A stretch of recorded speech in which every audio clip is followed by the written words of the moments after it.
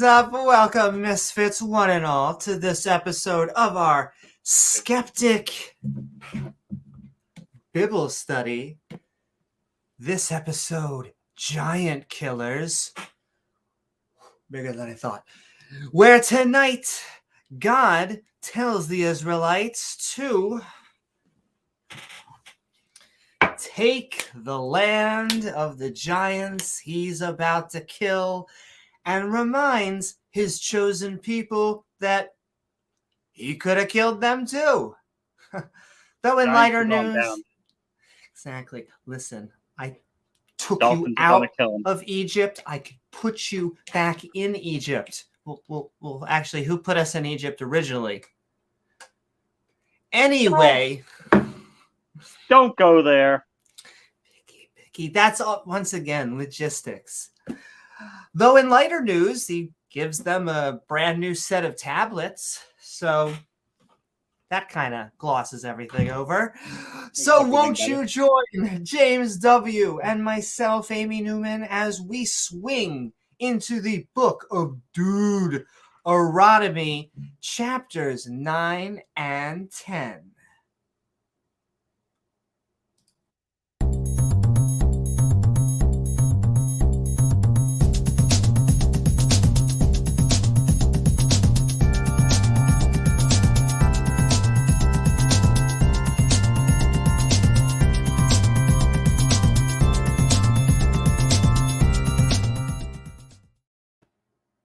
Woohoo!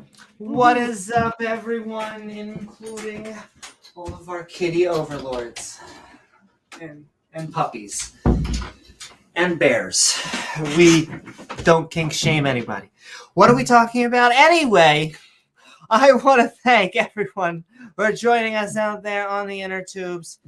Please don't forget to like, follow, or subscribe, because, well, then you gain access to that all button icon that will send you reminders to see our premieres or join our live streams. What's up, interwebs?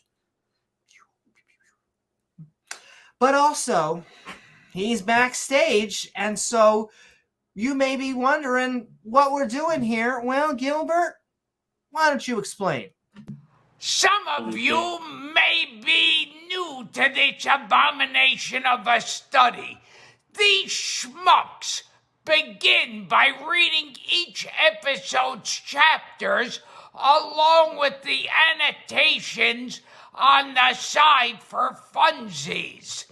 The hosts are a tiny bit special, so don't mind if they butcher or replace everybody's name with something completely horrible or stupid.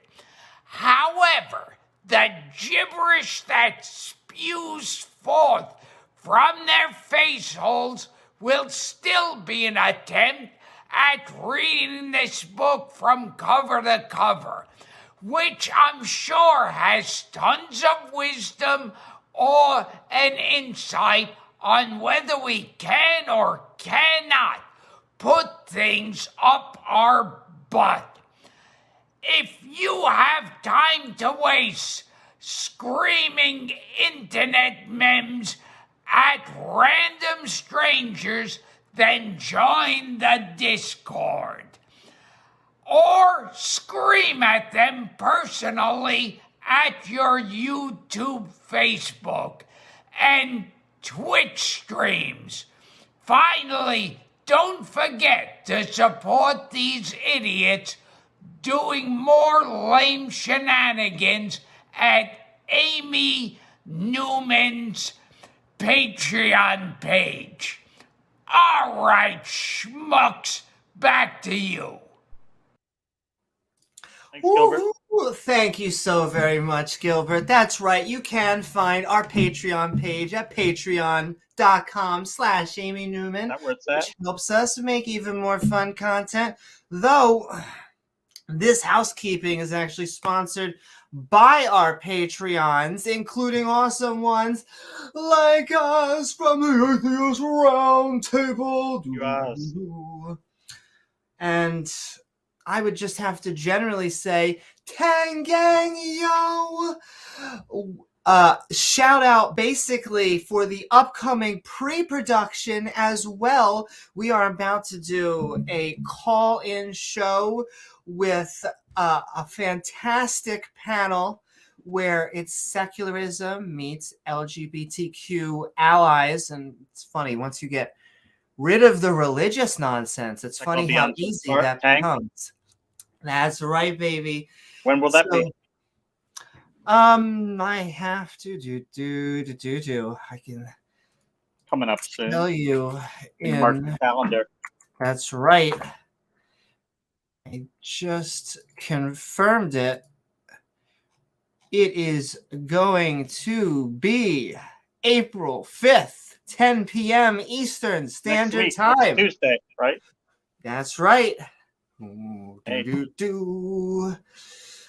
And so Sending Love, you can find Tangangyo at youtube.com/The Atheist Roundtable. Sending love to Oz, and also sending love to Ian Davenport. Woohoo! I saw in there in chat. We can't send him enough love. And you know, it's his heart just seems to be naturally occurring to us. It seems to be a very big one, right, doesn't it? And yet it doesn't seem to look like a watch. That's what I would be saying. Watchmaker. Gotta stop putting off that bypass surgery, huh? And it's so funny. That's another great example of artificial, open heart surgery was not something that's naturally occurring, and yet it's a good thing. Bypass surgeries, balloon angioplasty, all the things that we do so we can survive on our Western diets. Exactly, and it works a lot better than praying. Definitely. Apparently. And sending love to a grumpy old cuss who, oh my lordy, when we hear so many creationist claims, when we hear so many religious claims, sending love to my debate partner, who you could find at Praise I Am That I Am's channel with Gavin, which was a great debate. But sometimes when you just hear other interlocutors, it makes us want to go bleep, bleep, bleep. Oh my, because I'm still waiting for evidence of the supernatural. Paranormal. Did you read through all those papers and you didn't see any?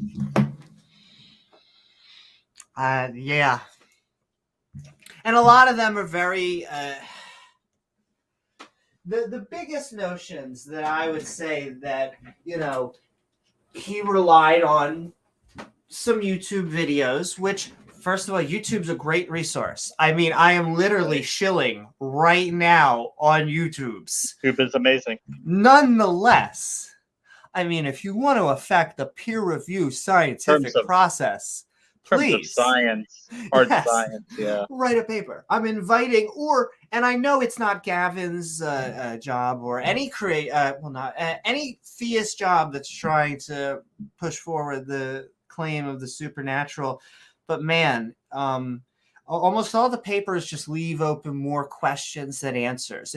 They lay in the mysterious, like, isn't this a coincidence that this boy knew that not even 1,000 years ago, like 50 or to less than 100, depending on the time frame. Particular pilot got shot down in a war. And I feel like I could just cold read that stuff. Like, no offense to the kid, but like, if I had to say, I was... there's only so many people that were fighting in World War II, right? I mean... What are the odds he say, I have lots of memories of shoveling shit in Louisiana? I mean, yeah, and it's everybody happens to be somebody famous. It's never like General Patton thought he was Hannibal, had a past life of the Carthaginian General Hannibal. I mean, who would be just a bum? Well, exactly. It's like, I lived in a past life. What did you do? Eat a lot of ice cream, mostly. Oh, I was the Emperor of China, or I was Tsar Nicholas II in Russia. You got to go big. I guess go big or go home. I was Jesus.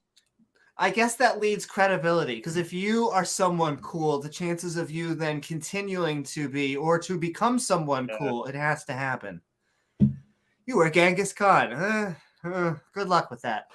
Anyway, sending love to Grumpy. Gets to be you in the next generation, I wonder. It's such an unfair system. I hate any system that passes sins onto people. Like, just passes bad deeds in some way. Like, you have to live a shit life because another past you, which you have no recollection of and can't really be. You might have some recollection, but you're not supposed to. But it's sometimes bits you and still pieces, and it's the stuff that you'd find on the History Channel. Yeah. But hey, still, like I said, and they'll probably throw a punch for this, but we are open-minded. Our mind, I think the quote is just not so open that your brains fall out. But sending love also to Diana Smith, reminding us that the good book definitely treats women as equals. It's just that, well, men are a little bit more equal. It's okay. No. Created men equal. Exactly. Men first. And I've heard many apologetics for this, and I can't help it. My go-to will always is still the nipple argument. I've heard a lot of interesting apologetics, and it always starts out with a bit of blushing until they realize, we are dealing with biology and genetics and evolution and logistics. But remember, Adam and Eve didn't have belly buttons because they were not born inside a womb. They were never connected to a placenta. So God poofed them out of, dirt. So they wouldn't need a belly button. Exactly. And I've heard the apologetic is, Adam didn't have a belly button, which is like, okay, great. But do you notice that that is kind of the evolutionary thing, is that's kind of what people need and that what we all have.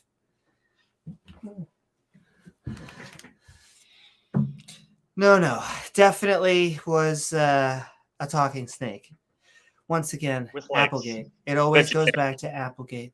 But sending love to Diana Smith and sending love to, of course, he's now blushing every time I say it. Let's just say a fantastic, a wonderful, the archaeologist that fights Nazis with whips, Pat Lowinger. He even melts their faces off, too. Yeah. That's Pat for you. That's how it goes. Yeah. What's great about that and why it lasts, that effect lasts so once again, it's special effects. It's not visual effects. And so that scene is always going to look fantastic. Always spooky. But yes, sending love to Pat Lowinger, who has done many fantastic episodes of Talk Skeptic to me, like how sacredness comes to be for many cultures, a extremely spooky episode on the Orange and Halloween, and of course is evidence of absence. Go check out those fantastic episodes. I'm actually working on a way so we can get many more fantastic episodes of Talk Skeptic to me. I want to get everyone out there a chance so we can get people who have expertise and, experience, academia, like Pat. So, sending love, as well as you can find him and the lovely and fabulously awesome Biddy Buddha at youtube.com/BiddyBuddha_. Why aren't you checking out more Tang Gang / non-believer content? That's true. They are. And sending love to Dale Pastel, who is helping ask. We're really just looking for a little bit of empirical evidence, which is kind of funny because it's the one thing that seems to be off the hook. It's I a don't know no-go. why. It's a non-starter. I get in a lot of arguments with theists who will say that because that is my standard, I do not have an open mind. I basically am putting forth a hurdle that they cannot jump over, and I have the only answer I can have for that is, ladies and gentlemen, this is Amy's rendition of The Tiniest Violin. Yeah, that's all I gotta say for that. Like, yeah, you're setting them up to fail from the start because you're asking for the one thing you know they won't be able to give you. Womp, womp, Which womp. is ridiculous. Like, they think that how could you? It's the metaphysical realm when anything else in their life, they want physical evidence for. If someone were to say, "Hey, I could pay you in 6,000 physical dollars or 6,000 metaphysical dollars," which would you rather have? Would you want to have the philosophical debate if someone was trying to offer you one or the other? I don't know. It really seems like the only thing that matters is the world that can be tested. And to them, they'll say this is the most important question that you'll ever answer, and it's the only question we have to use faith to get the right answer. We can't. There's no other tool that we can apply, according to them, that will get you to the right answer. You have to have faith, which again they don't use for. Which again they would not want to use for very many other things in life. If you took your car to get fixed and you asked for evidence and they said you just got to have faith, would that soothe you? Well, it looks like the transmission fell out the bottom. No. It's running fine. Trust me. Well, can you show me a picture? Have you taken it for a test and made sure? I just did. It ran fine. Listen, I'm running short on time. Pay me, and then I gotta go. Exactly. You can test it after that. Test it to your heart's content. But I'm on a tight schedule here. Yes, after you pay me and leave, and I have a chance to. If it doesn't run right, call me. I'll totally come back and fix it. Yeah. 555-5555. And there's wonderful seaside housing in Arizona. But sending love also to Dave Gar. The fantastic and lovely, who we kind of reminds us that a lot of these texts, if not all three of the Abrahamic ones, profess a round earth or a flat earth interpretation of the Bible. Now, you almost gave them more credit than they were due. Well, here's the thing. Is that it's the same thing with the Bible. When I actually look at the passage, I don't know if it's because it's so old, but it's a way that I can understand how you could take it in both directions, and how the flat earth interpretation is actually the stronger interpretation, in my opinion, because it's saying that it is a circle. It is not saying round. It's a ball. Not saying round, not saying ball. Well, I mean, of course it's a circle, because you could turn yourself around in a 360-degree circle and you see things everywhere you go. So, of course, the world was a circle, but... Exactly. It's fuzzy. Fuzzy, but not in a good way towards science, let's say. Not heading in the right direction. Remember when Jesus said when Jesus was on the mountain for 40 days with no food or whatever, and Satan took him up to an even taller mountain and showed him all the kingdoms of the world. They say that would really only be possible on a flat earth, because he couldn't show you things around the curvature of the earth, because that wouldn't work.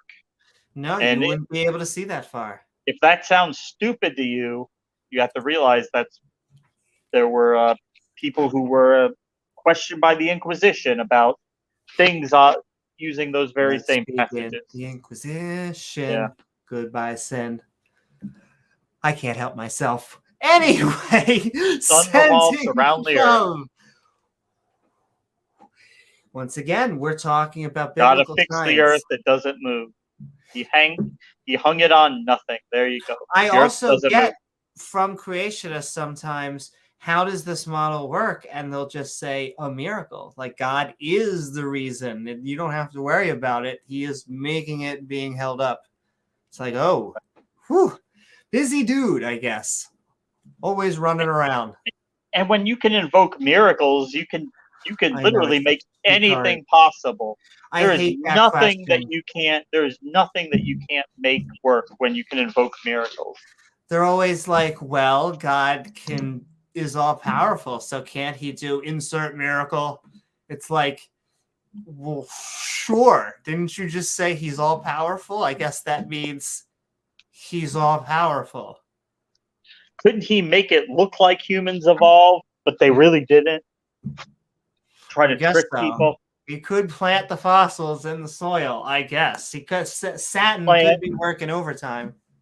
Plant the ERVs in our genome, make it look like we're evolved primates, and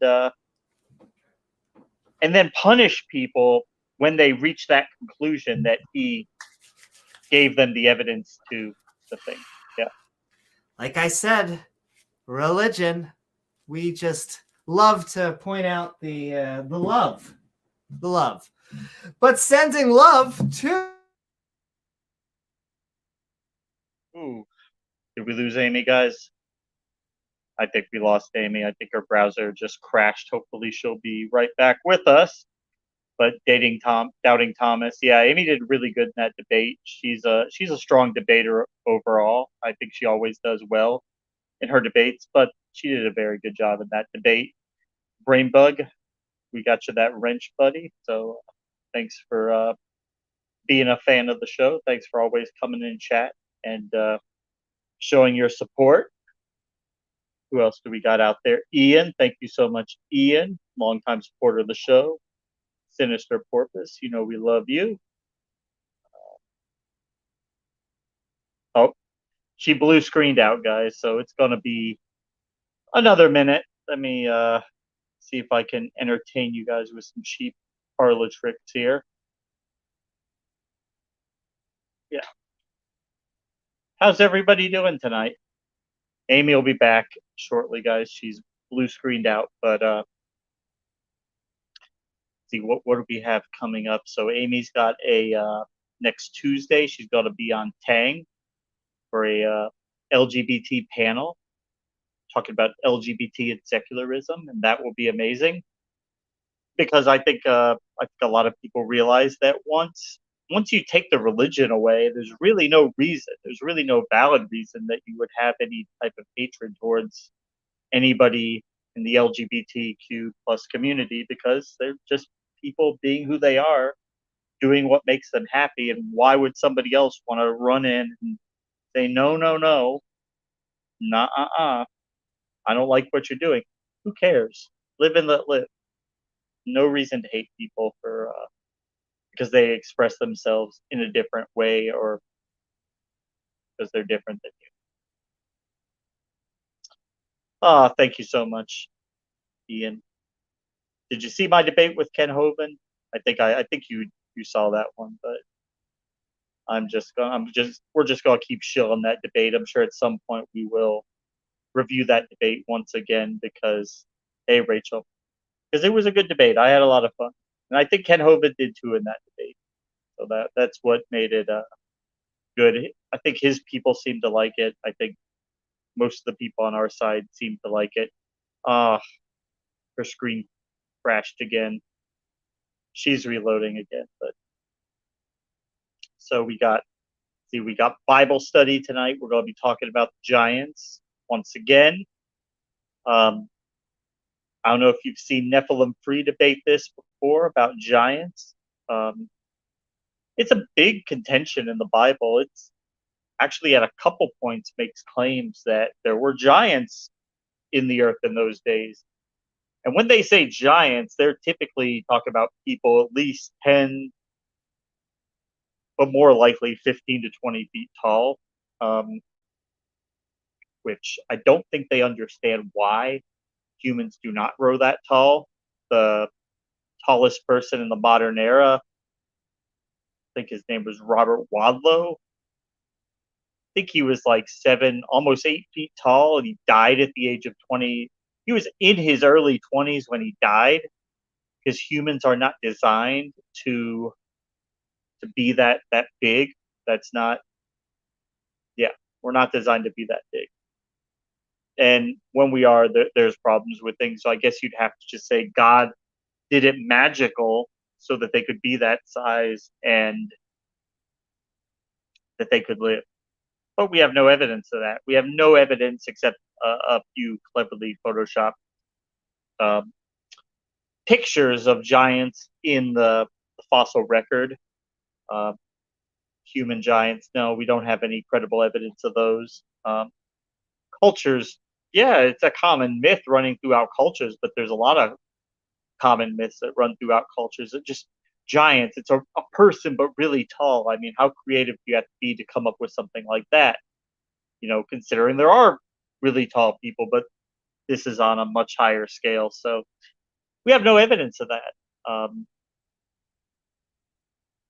In the modern era, you actually don't see very big land creatures anymore. You don't see anything bigger than an elephant. You see things bigger than an elephant, but they all live in the water because the water helps them support that large body size. They don't have the same situation we encounter with gravity that we get on dry land. See, hopefully Amy's rebooting, but yeah, you don't run into that. But we have no evidence of it. But the Bible makes that claim several times, so you'd expect anyway that if they did exist, that we would find evidence of it, but we don't. So I guess that's another case of the scientific community hiding the evidence. Maybe it's a conspiracy to hide the bones of the 20-foot tall humans. What's the ridiculous argument Nephilim pre-made? Hey, Amy, welcome back. Woohoo! Thank you so very much. I am so sorry about that. Had a double crash. That was fun. Or I would like to say Satan actually summoned me to sell timeshares in hell. Was able to make a lot of cells and sell souls by the lake of the damned. Sell souls by the lake of the damned by the seashore. But I was just talking about giants, and we have no evidence for them, but the Bible claims it actually, and it doubles down a couple times and says there were giants in the earth in those days, and after that too. Very specific. The Bible is very specific. It doesn't make vague claims or nebulous. It's always super specific. It always, there were giants this day here, this era. No, there were giants in those days and after that too. I don't know how much more specific you can get, but I mean, I'm ready to see them, but apparently they're not around anymore. They were just exist in the Bible. But obviously, the scientific community is hiding the bones of the 20-foot tall humans. They have them hidden in the Smithsonian, probably. But James, look at the bones. Oh, the bones. Because when angels have sex with human women, you get 20-foot tall humans. I don't know how that works in the DNA, but that is like 2 plus a shoe equals spaghetti. There is no logistics to that at all. So were the giants like 50 or 40 feet tall? If so, those poor women, how were they able to impregnate the women without killing them? But just hybridization. Pea pods. You lose wings and get tall? What? Okay, sure. I don't know what the largest baby ever delivered, but there is a size limit in terms of size of a baby that can come out of a female body without killing the woman. And so these guys are... There is a literal, a metaphorical arms race between how big our brains could be and fit out the cavity of a woman, because a lot of women die in childbirth, especially before modern science. But if you've got 20-foot tall humans, which is, I don't know, like 4 times the average size, then you have to expect the baby would probably be 4 times the size of your average human baby. And I don't think that would work. I don't think a 25-pound baby could come out of a human female. I don't think that would work. Once again, I don't see the logistics going well for that. But yeah, we are about to go into our episode of Giant Killers. I just have to give a last shout out, I was about to say, to Scott Duke, who reminds us that the Bible and a lot of creationists tend to look down on other animals when they tend to be really amazing and smart. Who's that good girl?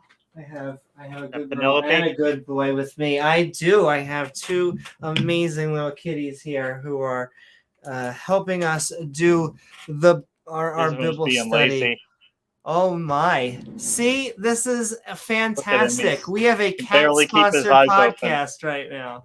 Can barely keep his little eyes open. Look at that. Oh, look! It's hard being producer, but he works hard at it. The thing is, it's that catnip all day. That's what does it to him.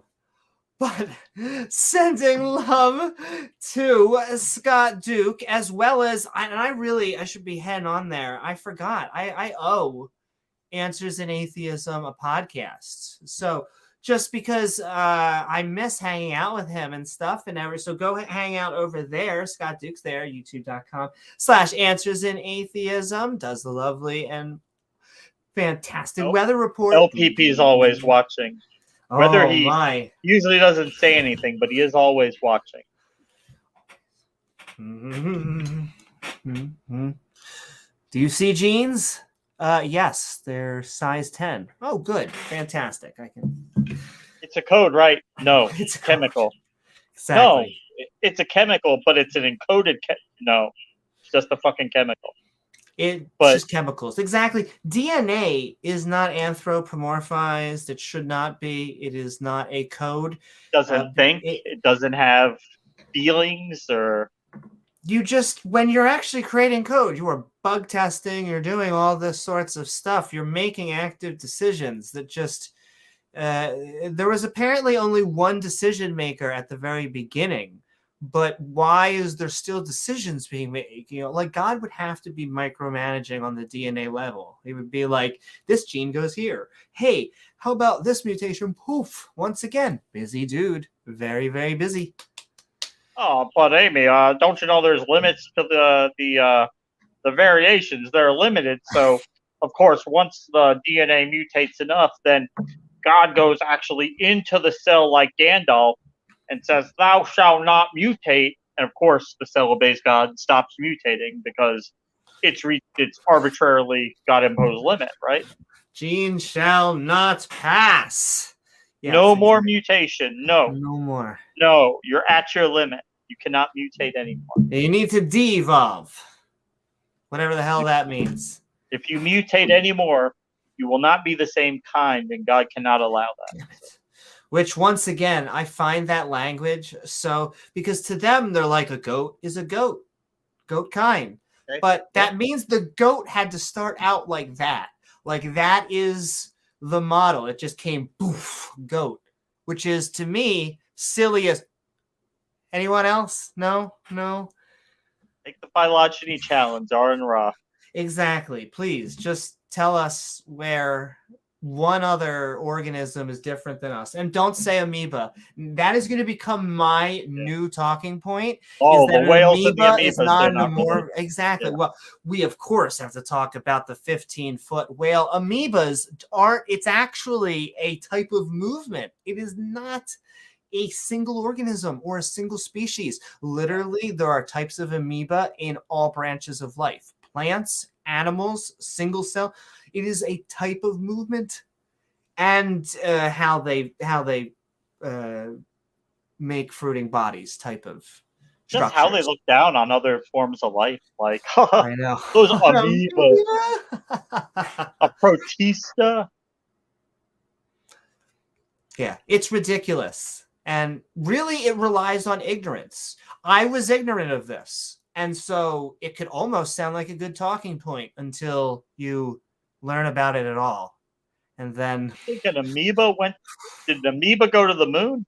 I mean, actually, probably. I don't know that they sanitize the inside of the lunar vessels. Exactly. There may have There's been... almost certainly amoebas up there, or whether they lived very long or not, probably not. But would have definitely been into space. And yeah.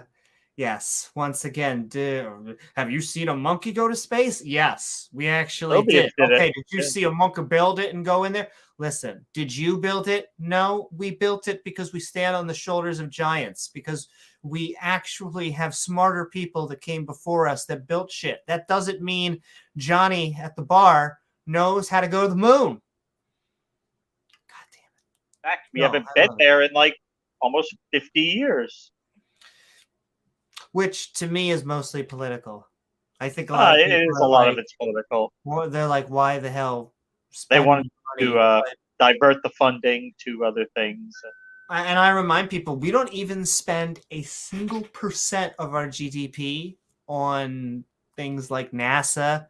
I'll even extend a branch 4%. like Space Force or just the SETI program. All of these things that we could actually invest in our future. Yeah, not like even 1%. 0.4%, 0.3%. I think even at the height of it, NASA was at the space race was only getting like 3%, 2 to 3% of the budget, which is just imagine if we had 1%. That is once again, I believe most political, if not all politics, is opinions. Hopefully, people have educated opinions, but I would absolutely have a 1% GDP for space. There's only one trajectory that we're to go and to find and explore, and that is in space. And also, as an asterisk, James Cameron, wherever the hell he is diving. Those two places on Earth. But sensing love, because we need to leave low Earth orbit, ladies and gentlemen. We do need to solve problems on Earth. Okay, the 99% GDP should probably be spent elsewhere. That's still, right. But I think the 1%. Regos, woohoo! Sending love to Regos, who reminds us we are in this Bible study because, well, sometimes the Bible gets a little thespian and says, "Thou shalt stab the interfaith couple," because they don't really worship me, and can't have that. By way of the sword. Because that's the true meaning of life, Amy. That's the purpose of life is to worship God. That everything else is just, I mean, we should probably only stop praising the Lord long enough to eat, sleep, and breathe. But exactly. And then you can wake up and do it again. Forever. Well, what else would you want to do? But I mean, imagine how great it'll be in heaven, though, when you don't have to eat, sleep, or breathe. You could just spend all that time praising God. I mean, doesn't that sound like the best thing ever? Yeah, and plus you can slowly forget about your family, friends, and loved ones burning in hell. Amy, when you look down at them burning, you will say, "Hallelujah, praise God for the justice of God." You will understand that they got exactly what they had coming, and that God is just and merciful.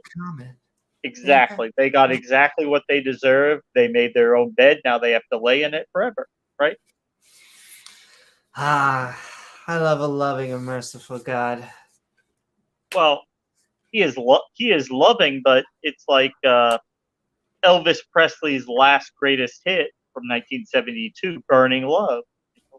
God's a hunk of burning love. Burning love. Yeah. Tough love, in which he kills and drowns many people. For his own glory. For his own glory. And sending love to the lovely and fabulous and fantastic Rachel. Rachel! Hey, Wildheart. who I saw there in chat sending love and hearts, and of Out course, there. helping remind us that the Bible would never support owning people from the nations around them. But James, that Except was when it just does. 7 years, yada, yada, yada. Well, no. For the chosen people. But the other people around them don't really get that, I don't know, freedom special, whatever you want to call it. I mean, they'll be free one Have day, the right? coupon. Oh, but it says if you knock a tooth out when you're beating them, that you have to let them go free. So just don't swing for the head when you're clubbing them in the. James, Yeah, once again, don't the swing for the God head. of love and mercy strikes. Yeah, you might knock a tooth out. You might have to let them go. Ugh. Yeah, and they always, but that is the apologetic. They're like, oh, but you could do something like in the gray zone, horrible, or very horrible. Like, finally, you do something that damages them, and then you have to let them go. But it's like, yeah, but if you beat the shit out of them, and then they start walking again, they're still your property. Oh well, right. If they die, Yeah, only if they die. if they die within a day or so, then you probably shouldn't have beat them that hard. But if they die like 3 days later, then well, I mean, hey, it's your property, right? Yeah, exactly. No, it makes No harm, sense no foul. objectively. It's objectively From the good moral. book. The And best book. last, but certainly not least, sending love to Senator Cato, reminding us about the importance of separation in church and state. Really one of the most important things that we could talk about, because it doesn't matter if you're an atheist or a theist, you should be cheering on and supporting a secular system, because whatever denomination you are, chances are is not going to be in power. So maybe neutrality is the best bet. There you go. And all right, sending love during our Skeptic Bibles. We try to greet everyone on screen. However, if you want your specific thoughts, questions, and one-liners read out loud, help us find your comment by tagging James W. or myself in chat at Amy Newman. After the chapters are done, we will be switching into an open mic so you can tell us face to face about the wisdom that you just experienced. And hey, if this is your first time to the series, you may be asking, what version of the Bible are we about to read? What a fantastic question, which brings us to our categories. Categories, she said. Yes, she did. Before we begin, I'm going to start by going over the specific Bible we'll be reading, along with some helpful category marks. Categories, you say? Why, yes I do.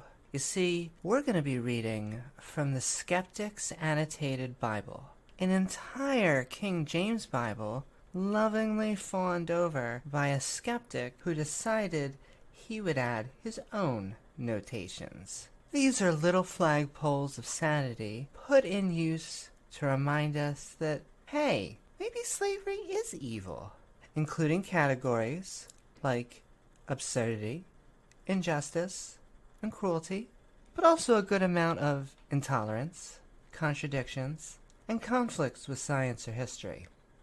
That doesn't mean it's not packed full of misogyny, false prophecy, and some questionable biblical family values. Now, we won't skip the good parts that the Bible has, only that these passages seem far fewer in number than any priest or pastor seems to suggest. So without further ado, won't you come join the Skeptic crew? Woohoo! That's right. What is up, everyone? Wildheart says you should point out you didn't stand on literal giant shoulders to get to that moon, just in case any creationists get confused. That just reminds me of Zelda for some reason. And sending, that's right, sending love to everyone out there. To James Wolfe, I condone the form of slavery that sees me in servitude to my wife. I live to serve. And that's right. I think that is the only kind of slavery that we condone in this podcast is the kinky kind, because we don't kink shame nobody. And You don't? Oh, unless you're into that. But yes. shame me, Amy. Shame me. Oh my. And with that, keep on sending in your comments to James W. and myself at Amy Newman. But do. Penelope's watching the show outside. That's right. We call that cat TV. Trying to catch up on all her emails. But yes, Her attack on the squirrels outside. Her plan of attack. This reminds me of Rick and Morty, the episode where the squirrels, for whatever reason, were planning lots of Illuminati-like events and controlling the government and trying to... Oh. It makes sense. And like the rats on Secret God damn it, Morty, you pissed off squirrels. You can't piss off squirrels. And they had to change universes. It was a perfectly good universe. You piss off squirrels. But yes. With that, welcome everyone to our Skeptic Bible Study. On the previous episode, we like to write manuals. How to commit genocide. An idiot's guide. God told the Israelites how to commit genocide of the nations around them. As you do. Don't worry, they deserved it. They deserve it. Exactly. They had it coming. They had it coming. Hire me. Broadway. There we go. I couldn't even think. What I really want to see is the Book of Mormon. They only had Gavin to blame. We had Gavin to blame. No, I love Gavin. Gavin, you know I love you, right? Oh, he's doing good down there. But no, we had a great debate. I mean, I will keep on sending it out. Go check it out. Praise I Am That I Am had a debate between me and Gavin on is the supernatural real, but also you should check out the fantastic James W. versus Kent Hovind debate. Oh boy. On Standing for Truth's channel, and of course the after show on Atheist Juniors, because it was off the hook. Now I know I'm dating myself now. Yeah. Hello, fellow cool people. All right. Anyway, welcome one and all to our episode. Yes, where in the previous episode, How to Commit Genocide, God did tell the Israelites how to commit genocides of the nations around them, though he also reminded them to remember the Exodus. So it's kind of, playing the hits, got to play the class. And obey the commandments because, that kind of glasses or over else. Mass murder. Exactly. In this episode, giant killers. Penelope is like, what was that? God tells the Israelites to take the land of the giants he's about to kill and reminds his chosen people that he could have killed them too. Nice guy. This is the fucking God. Couldn't he find land that's not occupied? He always has to take his people to lands that happen to be already occupied. And they always happen to be occupied by evil people who need to be killed. And so God's got somebody in mind to do that killing for him, right? Oh, he always has middlemen, apparently, that love to... Look at them people over there. Now they need to be killed. Yes. Moses, go kill those people. Go Moses, go Charlton Heston. But yes, hey, in lighter news, gadget genocide. We get another set of tablets, so that's kind of cool. In fact, won't you join James W. and myself Amy Newman, as we swing into the book of Deuteronomy. And all right, we are in chapter 9. God will destroy the giants, in fact, the Anakim. Because when I see this, I just think about Arkham from Batman, but whatever you're into. Silent. And not going to live much longer. Well, it's kind of crazy that Moses was given a death sentence. He was told he was never going to hit the promised land, which is kind of messed up. Spoiler alert, there is no promised land because all this is made up anyway. It's all bullshit. Our first category of the day, you gotta laugh because the Bible is just known for its humor. It's just a whole bunch of laughs. I remember just sitting around reading the Torah and just, oh, what a Friday night. You laughing till you peed yourself with those rabbis, huh? Exactly. And then I would dive as much as I can. Dive faster, faster. Anything you can do, I can do better, even practice, if it Newman. Seems like I'm making fun of you. I'm just kidding, rabbis. I love you. That was good and practice, imams, Newman. pastors, exactly. But of course, the Bible is known for its science. That's the other thing. Everyone remembers biblical science. I do. Once again, can't they just take all the science books out of the classrooms, just replace them with Bibles? What would be, I mean, think about it, Amy. The Bibles, they're cheap. There should be public domain, right? Hey, we should be putting these in every public school because we're a Christian nation. Right, every James? classroom. Yeah. Yeah. But also a good helping of violence. A stabby. Because, look, if we either need sex or violence to sell, and so someone's got to have a knife. There's no guns, so a crossbow, a good old spear, whatever you got, because someone did impale an interfaith couple in a chapter or two ago. So that was fun. Don't forget the guy that got killed because he pulled out of a woman. Once again, or picked up sticks or any of the as random things. God just has a bunch of things that pisses him off.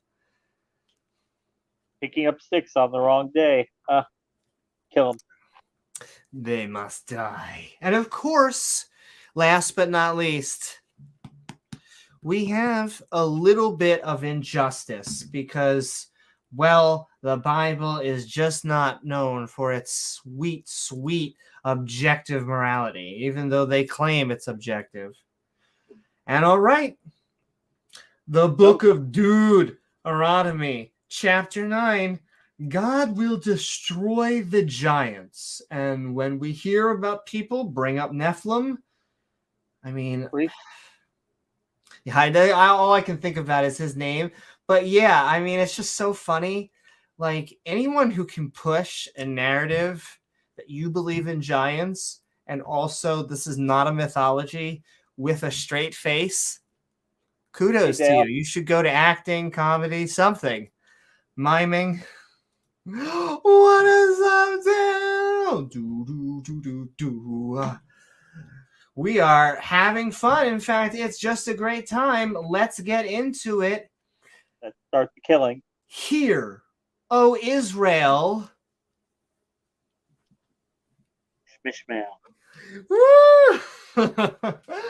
I can't help myself. You can't. Allow art to pass over Jordan Peterson this day, to go in and to possess the Wooder Nation, greater and mightier than myself, cities greater than Las Vegas, but fenced up a little bit more than your neighbor's heaven. Those are those fantastic. Gay Ted communities. Exactly. Always gotta be the prissy people. People great and tall if you know what I'm talking about. The children of Anakins. Oh my God, Anakin, no. You Luke and were Leia. supposed to be the You're chosen gonna one. be the one. Yeah, exactly. Jedis are like Catholic priests; they can't marry. I don't have a lightsaber. I have only what inspired the lightsaber. So there you go. George Lucas was like, what if we could take a Western and a samurai story and just throw them together? And everyone was like, okay, do that, please. Yes, put it in space. Sounds fantastic. I love it. I can't help me some good old classic hero's journey. I just love roasting George as well. He gets lost in the visual effects land, but I understand why. I understand why just as well as James Cameron. James Cameron does not do what James Cameron does for James Cameron. James Cameron does what James Cameron can do because he is James Cameron. Oh, I just love South Park. Oh my goodness. Anyway, back to Anakin. The children of the people who lived in the Arkham Asylums. Oh my God, you're really going to kill giants from Batman? Whom thou knowest, if you know what I mean, and whom thou hast heard say, who can stand before the children of Anakin? Oh my. because once again, have we heard this? Have we heard this narrative like 6 times already? Yes, God's telling him to go and kill these people. Oh, but they're bigger and stronger than us. Yes, we know. What's the answer, Amy? You have God on your side. Just go kill them anyway. It'll be fine. All right. Holy moly. How many times do we have to go through the same freaking trope? Have to kill a lot of people. I just have to say, for the God of love, he seems to resort to. There hasn't been like a lot of negotiating going on. Go and talk to them. Tell them to leave, to give up their land, and become thy slaves. Yeah, exactly. I'll convince them. In fact, he turns their hearts to stone. But couldn't he just like do it the other way and just be like melt their hearts and make them agreeable to whatever they were pushing? I mean, you're breaking their free will either way. Free will, because that's a made up concept in here. Well, whether you feel about it, it's not biblical. He could just poof like a bunch of goods and stuff for the Israelites to trade them for the land. I guess I don't know. I don't know. You could, why? Yeah, why don't just give them Bunch of gold or silver, buy the land from them? Gold, camels, yeah, whatever you need. Water.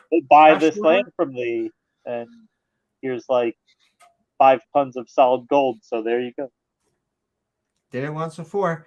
Understand, therefore, this day that the Lord Bob, thy goddess, which is she which goes over before thee. By the way, it's Barbaretta, but we use Bob for short.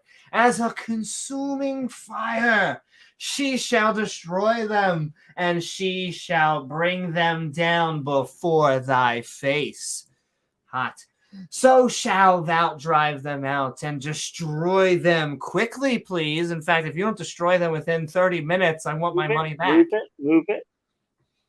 As the Lord Bob hath said unto thee, speak not thou in thine heart. Don't do that. After that, the Lord Bob, thy goddess, hath cast them out, pew, pew, pew, fire, before thee, saying, ba diddy diddy dum diddy dee, for my righteousness. They love that word, religious. I could reinterpret it in a much more secular way and understand it. I think people should try and be moral and altruistic and fair. You just don't need religion for that, ladies and gentlemen. But the Lord Bob have brought me to possess this land. I'm sure that won't cause any problems. But for the wicked, which is a good play for these nations, that the Lord Bob doth drive them out before thee to possess it for thy righteousness, What are you, a paladin? For thou art stiff-necked people. We can fix that. You want a massage? Amy's favorite chiropractor. Oh, we have to do an episode on chiropractic. Because I really do. I think a lot of lay people don't know how much bullshit it is. I know, send in love if it helped and blah, blah, blah, blah, blah. If a massage helps you, I'm good for you. It's just when people think that it's other than a massage, anything else than a massage. Yeah. Because a massage is an honest business. We should freaking pay and tip your massage people. Don't be telling me that it's curing something that it's not. If they can crack your neck or your back and it gives you some pain relief, fine. But I wouldn't substitute that for legitimate. Cracking my knuckles gives me pain relief. I'm not going to pretend that it cures arthritis. Yeah, I wouldn't suggest using it as primary health care for serious conditions. And why are we always talking about that and other things like that? Because, ladies and gentlemen, religion is just really under superstition. That's really what we're trying to attack. It's no one's personal religion. And I feel like we go out of our way to attack as many flavors as we can, because I always love seeing just the QQing that comes from, you're picking on my religion and it's not fair. You don't pick on the other religions. Oh, we do. Take my bread. Tell me, please, and what we haven't covered, and you'll just help us. We'll make a podcast of it. In fact, we should do more voting on what should be like the next. I want to attack Scientology and Latter-day Saints.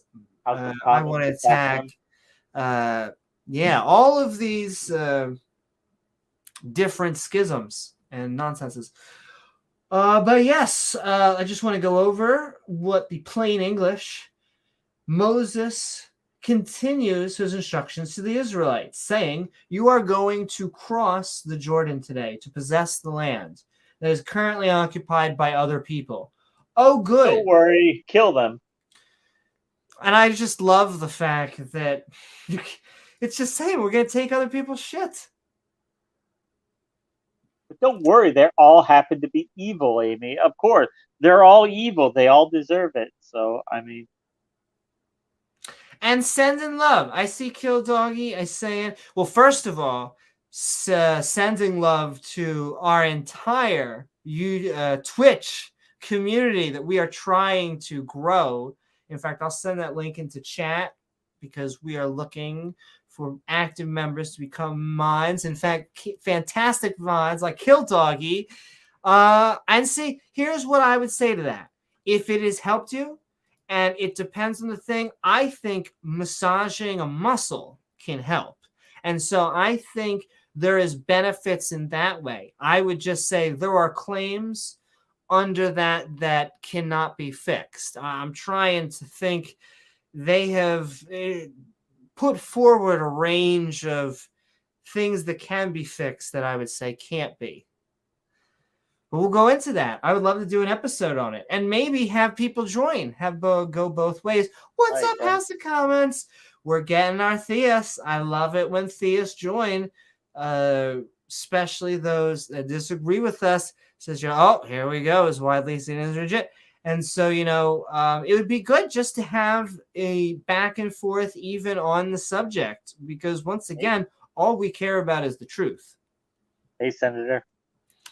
What is up, Senator? Sending love. But I am also sending a shout out, just mid shout out to our Twitch community. I'm going to send that into the YouTubes, and you can find that here because we're planting seeds and trying to find non-believers no matter where you are, no matter what you like to stream. But okay, we're moving forward because, the Anakim were great and tall. We are describing giants. People said of them, who can stand before them? But God, who is a raging fire, who really sounds like a lyrics from a song. But okay, we'll destroy them. Ooh, a little bit temperamental, but Hey. Yeah. He gets a little Gets a little cranky. Exactly. He gets a little frustrated. But we are reading Skeptic's Bible, annotated Bible. We are reading Deuteronomy Chapter 9, which is a version of the King James Bible. Which I think it's the most popular Bible in the world right now. Everyone has their version, or every Christian, I guess. Not for thy righteousness from a paladin, or from the uprightness of thine heart, which hopefully will not be filled with lots and lots of calories. Dost thou go to possess their land? But for the wickedness, which once again is a fantastic play on Broadway, of these nations, water, fire, earth, and even wind. Art too. Thy Lord, Go planet. Bob, go planet. I know we're crossing streams, but I would like to see a Captain Planet Avatar spinoff. Thy goddess doth drive them out before thee. Can you be driven out now, please? I'm gonna drive you out, please. TFO. And that he may perform the word. Perform sodomy? Oh no. Oh my. Which the Lord Bob, that's only on weekends. Bob, swear unto thee, thy mothers, Abrahamet, Isaac, Hannah, and Jacob's ladder. Understand, therefore, that the Lord Bob, oh, what wonderful eyes she has, thy goddess giveth not this good land to possess it for thy righteousness, for thou art a stiff-necked people, and we didn't feel like giving them a massage. We're kind of dicks, I guess. What did we just say? God will destroy the nation the Israelites will displace. Not because the Israelites are good, but because the other nations are so bad. Another Noah situation. That's how it always is. God tells them, like, hey, you're not my chosen people because you're the best. It's just everybody else sucks worse. Everyone else just totally sucks. Wow. Thanks. You guys are the best of the worst, even though you're all terrible. You all suck, but you suck the least. Thanks, God. So, how about you remember all those times when God wanted to kill everyone, but Charlton Heston talked him out of it? Yep. Of course, we just have a smorgasbord, a little bit of categories. We got to keep on laughing because when you think of the Bible, once again, it's just filled with humor. Lots of fun. Basic fun time. Yeah, exactly. Ha, ha, ha, ha, ha. Chris Rock telling jokes. Exactly. And sending love. And also, a whole bunch of violence. A stab, a stab, a stabber. Lots of violence. You almost make me want to comment. I feel like no politics, though. Yeah, it's maybe after. That's right. Sending but we're also a scoop of 2 scoops. Continued unjudgment because, my lordy, the Bible just doesn't love to judge people. They would never do that except for when he zaps people into dust. Yeah. 2 scoops of Crisco in your breakfast cereal. For your heart. It does a body good. Remember, and forget not how thou provokest the Lord's noodly appendages. God, wrath in the wilderness of RuneScape, where you fought hard in the PvP environment. You almost lost all your equipment. You almost died. From the day that thou didst depart out of the land of New York. And once again, you can tell that the Bible is real because it has a real location. It has talking snakes and New York. So basically, everything is in its true. Until ye came and had permission. onto this place, whatever you're into. Ye have been you've been a bad boy against the Lord Bob. Oh my. That's the Also in thing. horror. Does anybody ever live up to this God's expectation? Nobody ever does. No. I mean, basically at every turn, the people who up his plans the most are his chosen people, which is impressive. Yeah. Oh my. But yes, also in Horeb, ye provoked the Lord Bob to wrath, so that the Lord Bob was angry, so very angry with you, to have destroyed you, which in fairness, that's pretty angry if they're going to kill you. That tends to be a 10 out of the 10 scale. that's God for you. So what was God saying? Remember and don't forget how in Horeb, God wanted to kill everyone. The God of love, everyone. When I was gone, up into the mount, oh my, to receive the tables of stone. Oh, the classics. Charlton Heston getting those stone tablets. Even the tables of the covenant, which I believe is a Halo game, which the Lord Bob made with you. Then I kind of relaxed and abode in the mount. In fact, it was a fantastic movie called 40 Days and 40 Nights. I neither did eat bread nor drink water. I was kind of on a diet. So, I mean, of course, nobody can survive for 40 days without water. Yeah. Didn't happen, by the way, ladies and gentlemen. What's the bigger miracle? Could God just make it? Was God just like intravenously hydrating him from the spirit realm? Or, I mean, could God have just conjured up some water? Hey, Moses, you've been here for like a long time. You might want something to drink, but too much work for God? I don't know.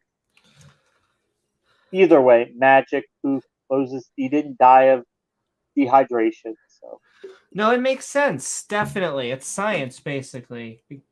Well, James, can you prove it didn't happen? you prove God didn't intravenously hydrate him from the spirit world? Well, no, we can't prove that you broke the laws of physics, but we have no good evidence that the laws of physics were ever broken, ever. Boom.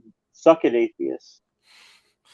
And the Lord Barbaretta delivered unto me. Can I have 2 scoops of tables of? Can I have some Cold Stone, written with the finger of God. God is you writing on your ancestors? No. Exactly. But we're eating banana bread, so it's okay. Atheists think we came from. Exactly. This is Grandpa. Ladies and gentlemen, this is where creationists think that atheists think that we come from. We come from rocks, apparently. Grandpa, you look so thin. Meanwhile, these are the people saying we came from a pile of dirt, but don't worry, God did and a golem spell and Patrick magically Swayze had a part in creating us. Yeah, God poofed it. Poofed, and that pile of dirt came alive. Hey, makes a lot more sense than evolution. Oh yeah, exactly.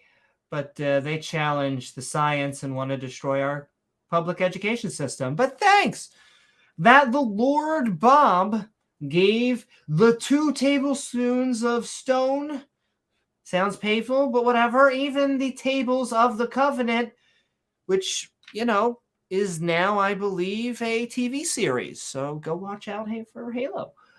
What were we just saying? When I went up to the mountain to get the stone tablets, I didn't eat or drink for 40 days. At the end of the 40 days, God gave me 2 stone tablets written with his finger. Holy shit. It took 40 days to do that, really? And this is like pretty dramatic that he actually wrote it himself. That's some horror story / at least empirical evidence, right? I'd take it. I hope it's not written in blood, but you know, you do you. God is like just like that dick doctor who makes people wait in the waiting room for like way longer than they need to, just because he's reading his email or on Facebook or whatever, and like, oh, he's been up here for 39 days waiting for me to do something. All right, let me make this fucking covenant. Come on. God, all this paperwork. It's All right, here's it's your what fucking tags stone again. tablets. Now get the fuck out of here. Your people are making an idol. Go Yeah, kill a bunch of them. I mean, it is kind of silly how long it takes to write Well, 2 I mean, tablets for a god. he needed to have Moses gone for a long enough time so they could start melting down their gold that God told them to steal from the Egyptians and then build a fucking idol. So then he could kill a bunch of them for that, right? Oh yeah, look, if there's one thing that God likes, it's killing. Because he loves you. But yeah, we are reading Skeptic's Annotated Bible. We are reading the King James Bible.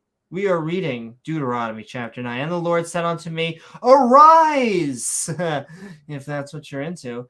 Get thee down on your knees, quickly from henceforth thy people, which thou hast brought forth out of New York, a real place, have corrupted themselves. They are quickly turned aside out of the way which I commanded them. They have made them a molten image that you cannot touch the floor from.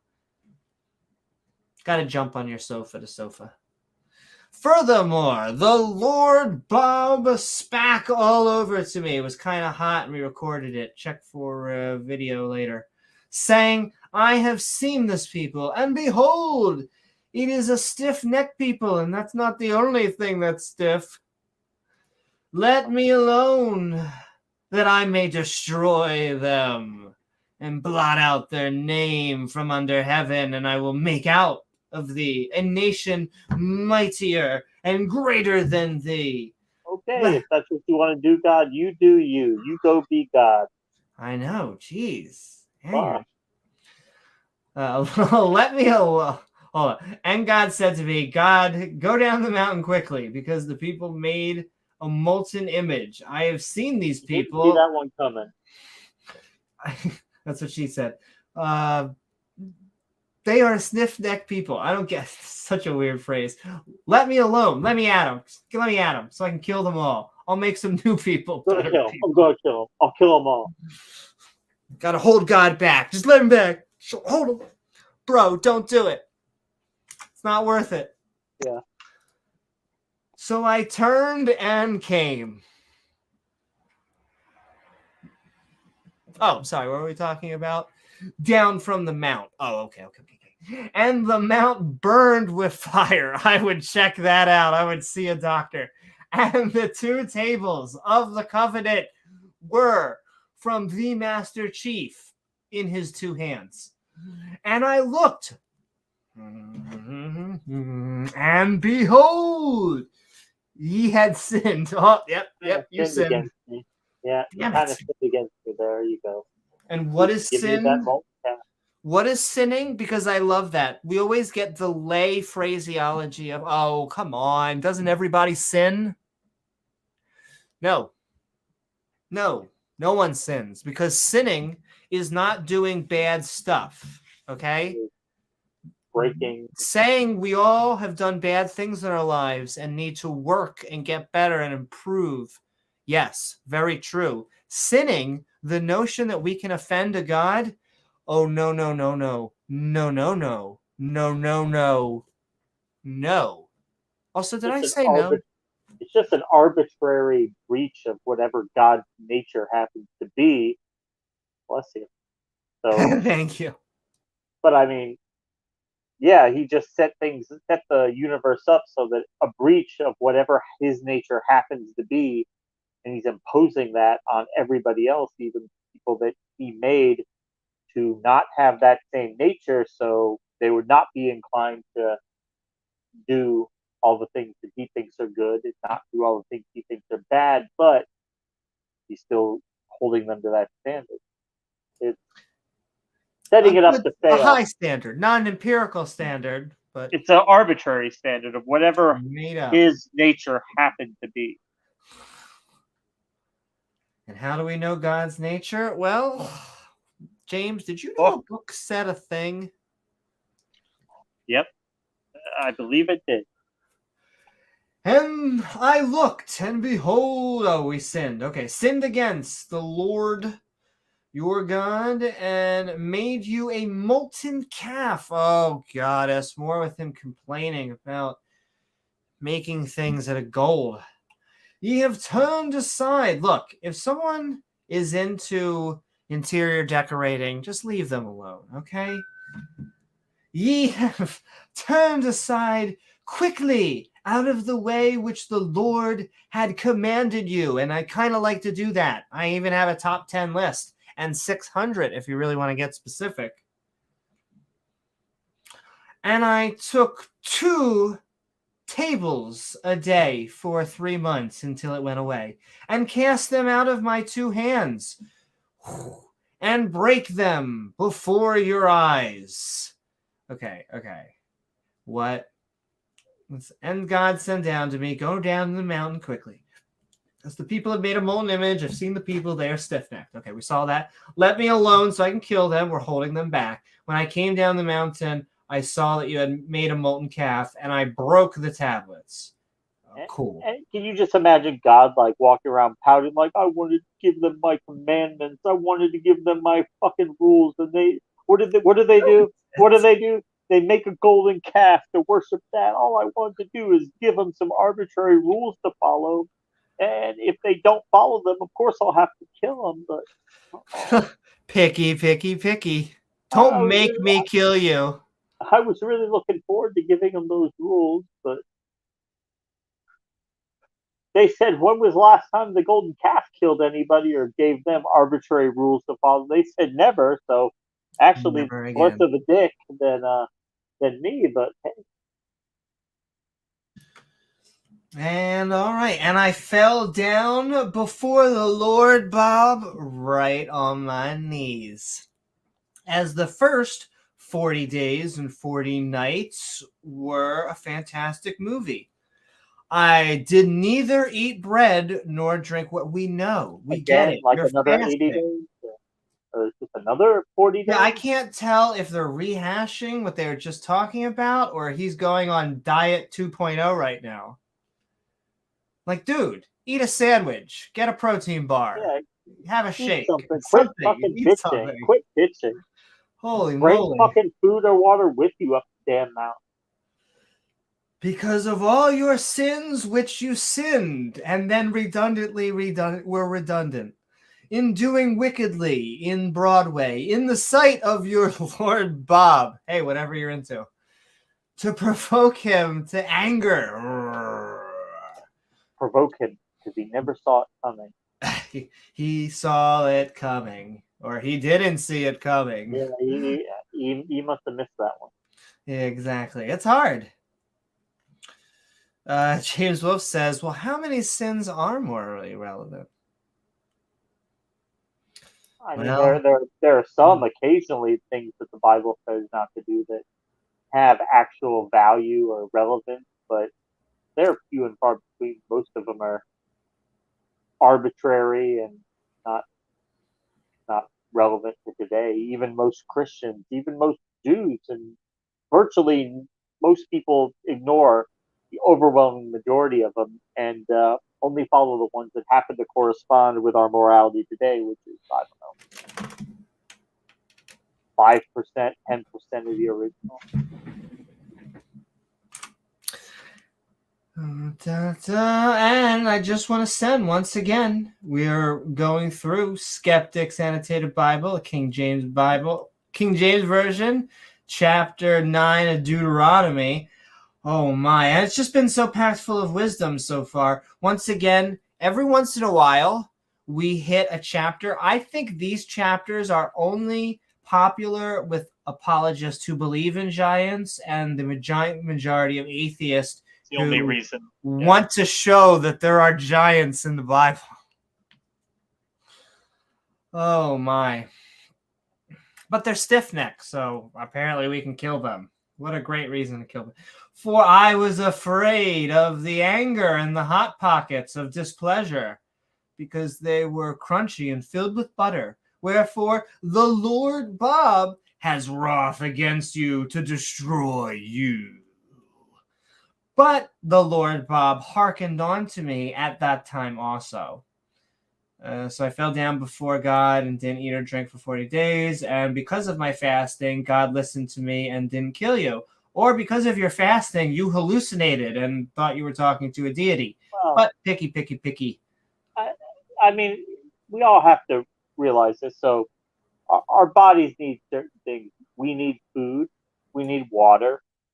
And God loves it when we deprive ourselves of these things. Now, it's important. You have to be doing it for God, and because if you're just doing it because you're anorexic or whatever, God doesn't like that. He wouldn't like that. Exactly. Don't do that. But But if for you're him, doing it for the Lord, then okay, deprive yourself of food, water, sleep, whatever. Any deprivation you can do to yourself for the Lord, it's good. And don't worry about any health it risks is. or anything. God's not going to let anything bad Don't worry happen. about any blood transfusions either, depending on your religious view. You'll be fine. Let the Lord take it. Yeah. Let Jesus take the wheel. There you go. I felt like at the very end we were on the same wavelength. Yeah, there. yeah. Okay, moving right along into the wisdom, the absolute wisdom. We were hearkened on to at that time, and the Lord Bob was super angry with who, James? He was totally pissed with Israel. Well, I would say Aaron Ra. even bigger. That's right, the one and only Aaron Ra. And do you know why we know he was pissed at Aaron Ra? He said so. Because he killed him. Isn't that right? He killed Aaron Ra. Yeah, he's already dead. Yeah. To have destroyed him. Because remember what he did? He tapped on a rock more than once. This is such a funny claim. I just can't help it. It's like, do you guys remember when I got angry at Aaron and everyone looks around? They're like, "Hey, you killed him, right?" And God just like, "Yeah, I killed him." You guys remember that? And everyone's just like, "Yeah, we do actually." But cool. Do you want to? Maybe we should talk about something else, God. But thanks. And I prayed for Aaron Ra because I was about to wipe him off the face of the planet, but also at the same time. And I took your sin. I took it all, baby. The calf which ye had made, and burnt it with the Fire Nation. Damn it, I knew they were going to attack. And stamped it at stamps.com. And ground it very small, even until it was small as dust or glitter, which then you just get God stuck on everything. And I cast the glitter, therefore, into the brook that descended out of the mount, or whatever position you were in. Okay, so God listened to you because you were fasting. I took the calf and burned it with fire because somehow these interior decorating triggers God. Ground it into dust and threw the dust into brook. Going to mute the buzzies. Thank you, apples. Oop. Okay, that was the opposite. Boop, boop, boop, boop, boop, boop, boop, boop. Is I think my 5G chip. Is that the new world order? Are you working? It's never the old world order. Once again, I can't say that enough. They just weren't as cool, so everyone just had to jump on board. Be a good band name, New World Order. I'm sure somebody, I'm sure. Probably already taken, that's right. Damn it. Once again, just the New World Order strikes. What about the newer world order? James, the newer world order. That's right. Fantastic. And once again, maybe we could add like a sparkle on to like make it, really shiny in our logo. Use Bob Barker as the spokesman. Maybe we can offer space lasers to anyone who signs up. I hear they're 50% discount if you buy bulk. Can we mount those on sharks? Oh, yes, we with can. lasers on their head. I want them with sharks and laser With beams. lasers on top of their head. He's getting into movies again. I heard he has a new movie coming up. I'm trying to remember what it is. Mike Myers. I'm trying to. Really? Yeah. But send in love.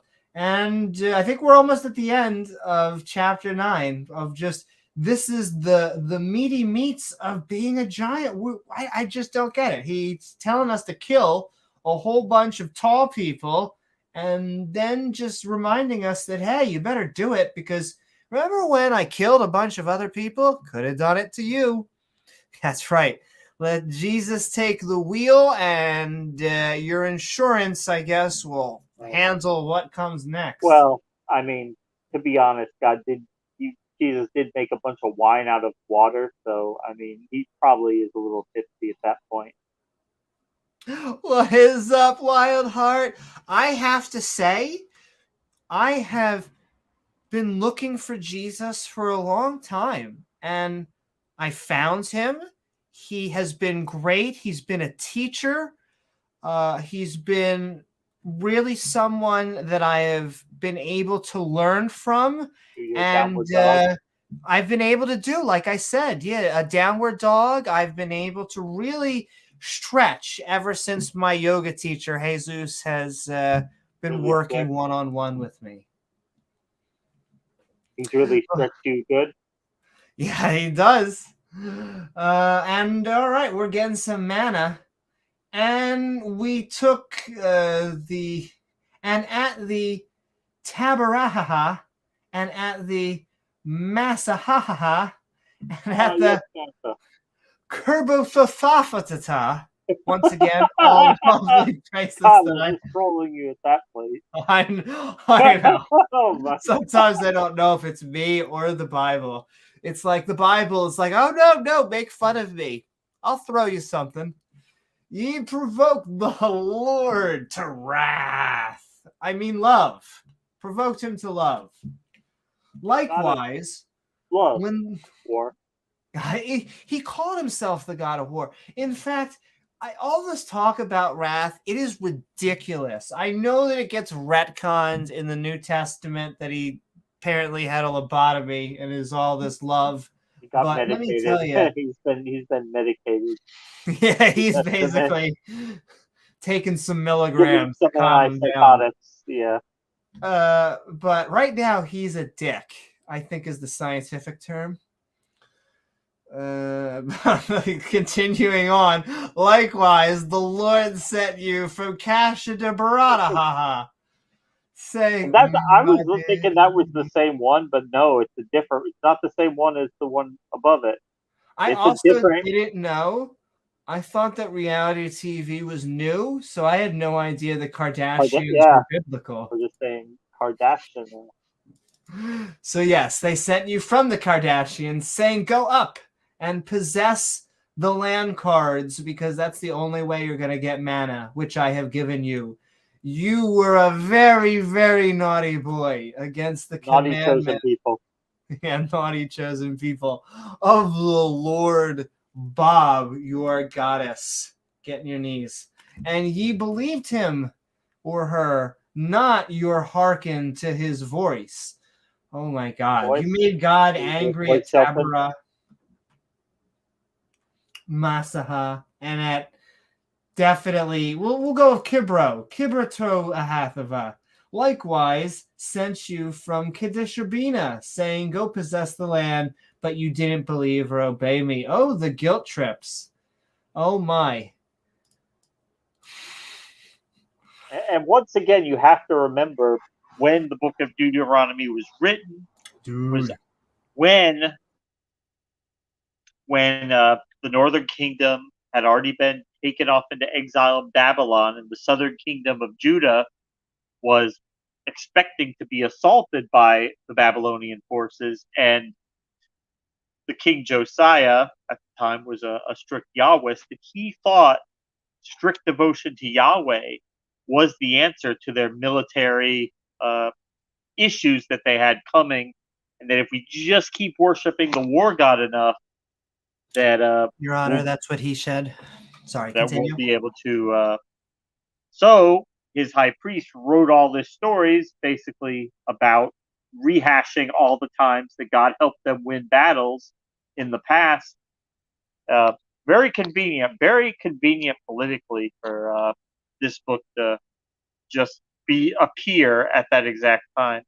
I'm not saying it's a complete fraud, but it's a complete fraud. Also, I have to do like a side thing because I'm totally going to write him an email. This is all I can think about how evil this dude is. And I was just seeing this will seem completely random, but I really need to just send an email to Brett Keane and be like, please, please. I don't know why you have suddenly become a Kent Hovind alkalite, but my goddess, does this guy look like a dick? I think You've that's been going to reading be his the word of the content. night. Does he have more content out like recently? I saw him doing something. Yeah, he's doing content on just Jesus Radio. And what saddens me is just how, I hate to say Borgish it becomes, but just how it completely just replaces people's identity. It's scary. It really is how these people have.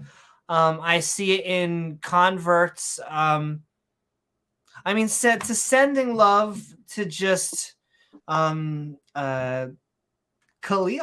on EA Dawa. Yeah. It always just weird. It's always just weird. Giant lifestyle changes.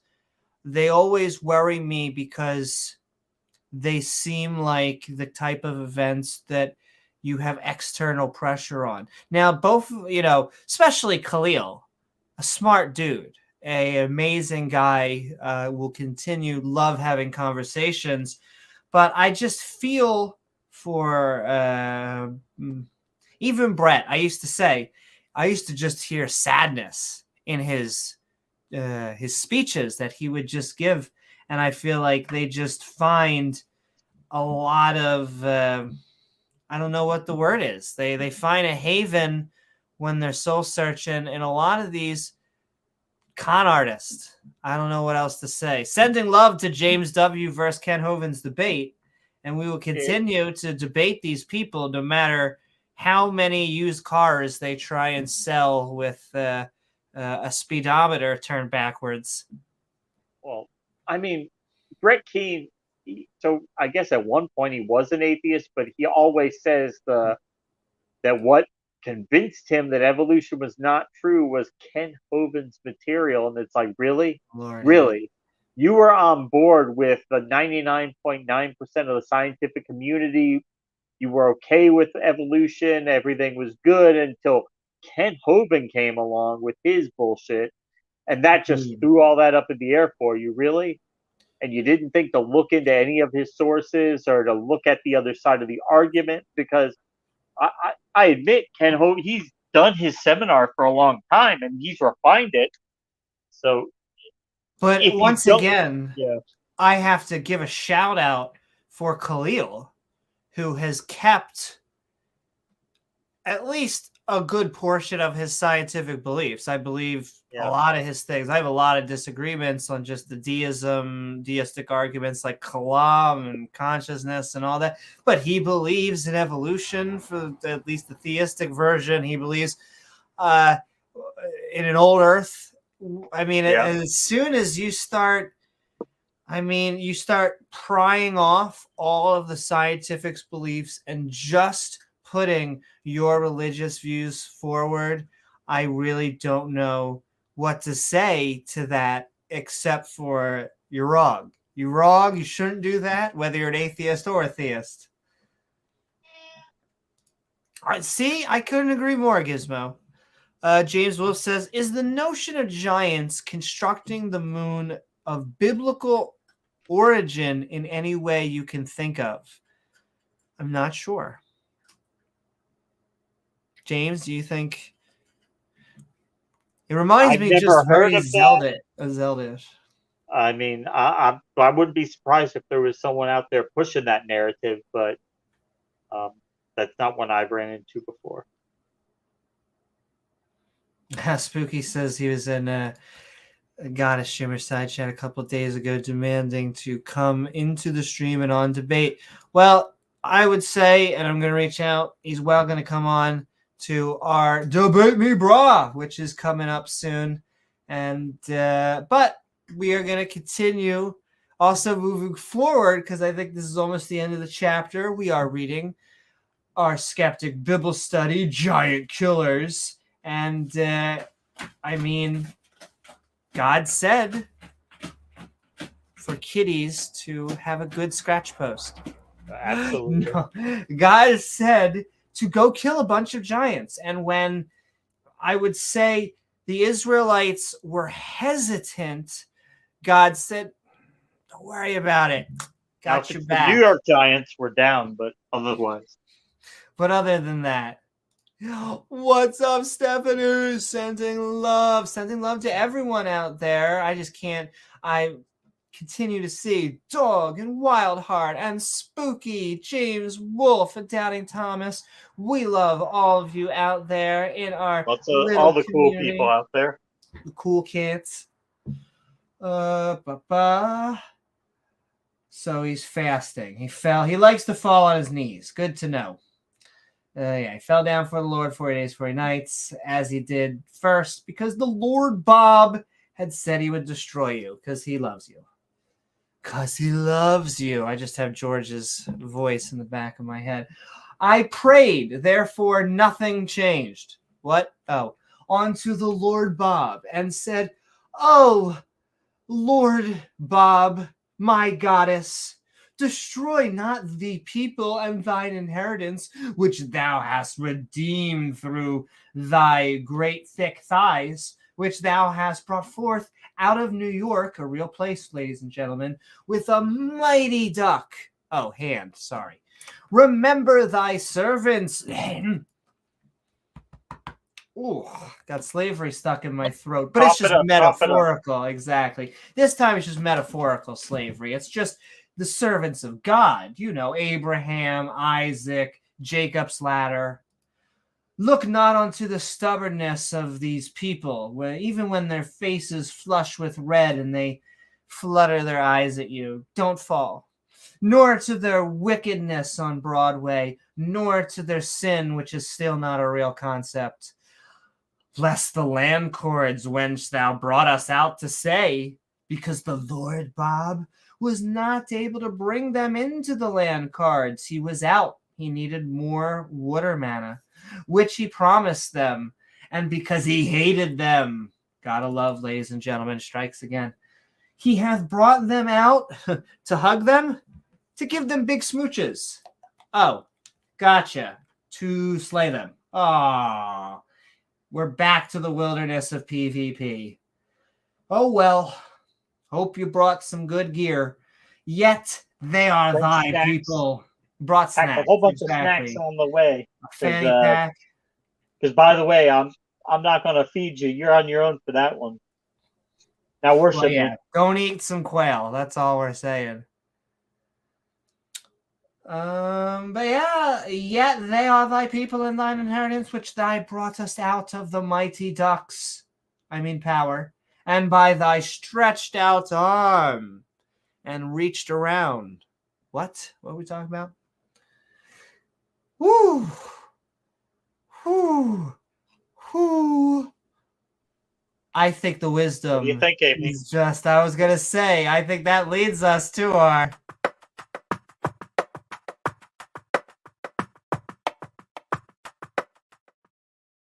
All right, so God's will destroyed the giants. So we went to Arkham Asylum, and he's talking to the Israelites. He was a raging fire who said, you're going to cross this land that other people possess, occupied by other people, and he's going to destroy them. Nope, not anymore. Oh, yeah. It was a good town. It used to be, at least.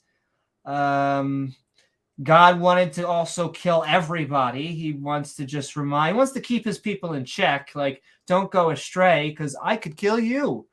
Good. Remember that time I was going to kill all you and Moses talked me out of it? Oh, man. Charlton Heston. He just knows his stuff. Should better get a paid contract though. He fasted twice for 40 days though. That He's was already kinda gonna cool. die, so yeah. Okay. He went up a mountain and got two, or we remembered stone tablets. We're actually, spoiler alert, I think going to get new ones, but we went over how he was in Egypt. God got very angry, as he does, and he reminded us that he brought us out of Egypt and he could put our asses back in there. So how did he get just a little angry, or did he get like really angry? Like He got, I would say, super angry. super angry. Yeah. Super angry. That's God. You know how it is. He gives lots of rules, and when you don't follow one of them, he gets a little mad. You know, a little hot behind the collar.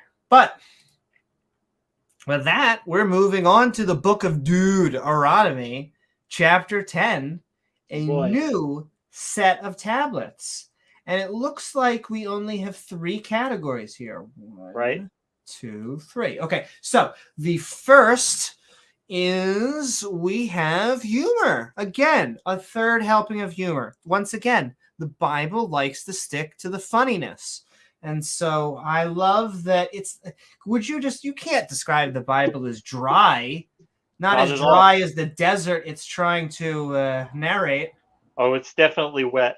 And then we have the second category here, which we don't get often. That's what I like about the Bible.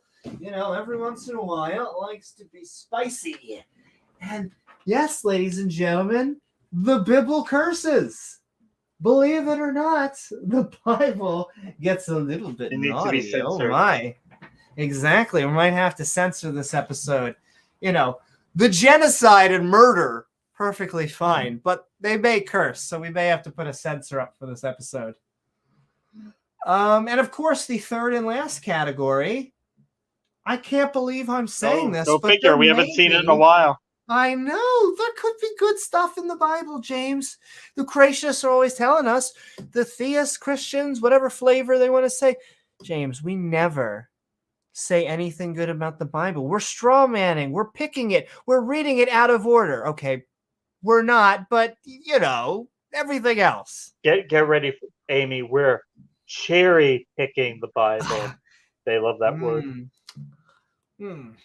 Yeah, well, it's funny. We got it from their cafeteria, so maybe they need to look at what they're missing and not picking.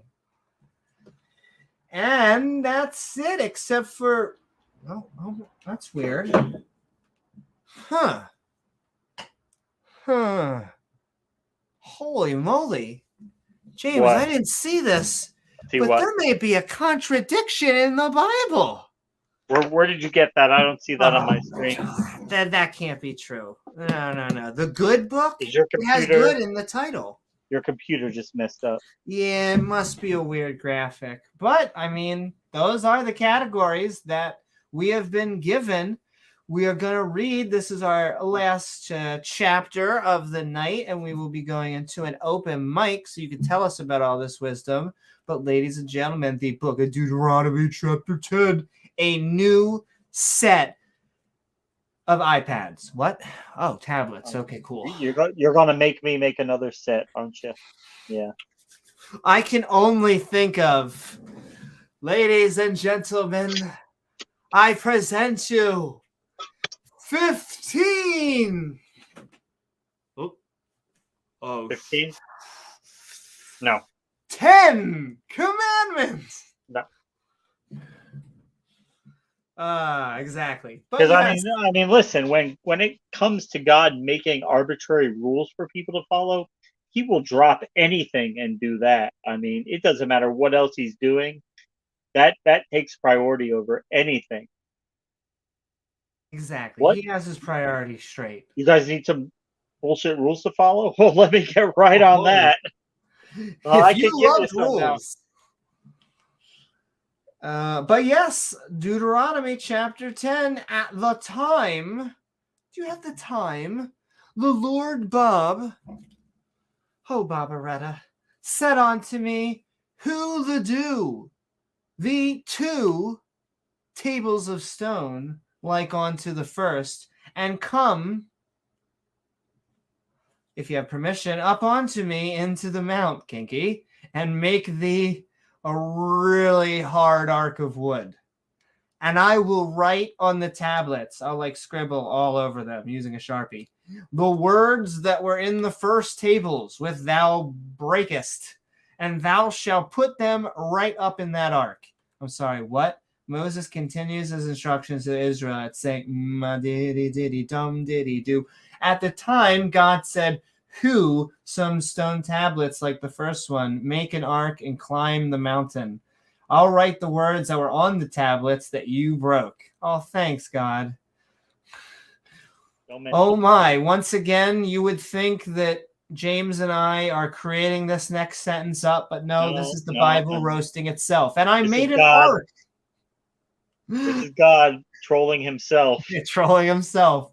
Out of shittim wood. I can't make this up. And hewed 2 tables of stone like unto the first. Whatever. Okay, doesn't sound good. Doesn't sound sanitary, but whatever. And went up into the mount, having 2 tables in mine hand. 1 table in each hand. Double fisting. Moses, would you like a drink of water? And Moses like, no, God. No water. No. Yeah, I'm fine. I haven't drank anything in 40 days, but I'm good. I'm good. You saw what happened last time. God offered somebody food. Yeah. Not gonna. Once again, if you guys think that we're fedora tipping, no. People asked God for food. They were even his chosen people, and God was like, "Of course, I'll give you food.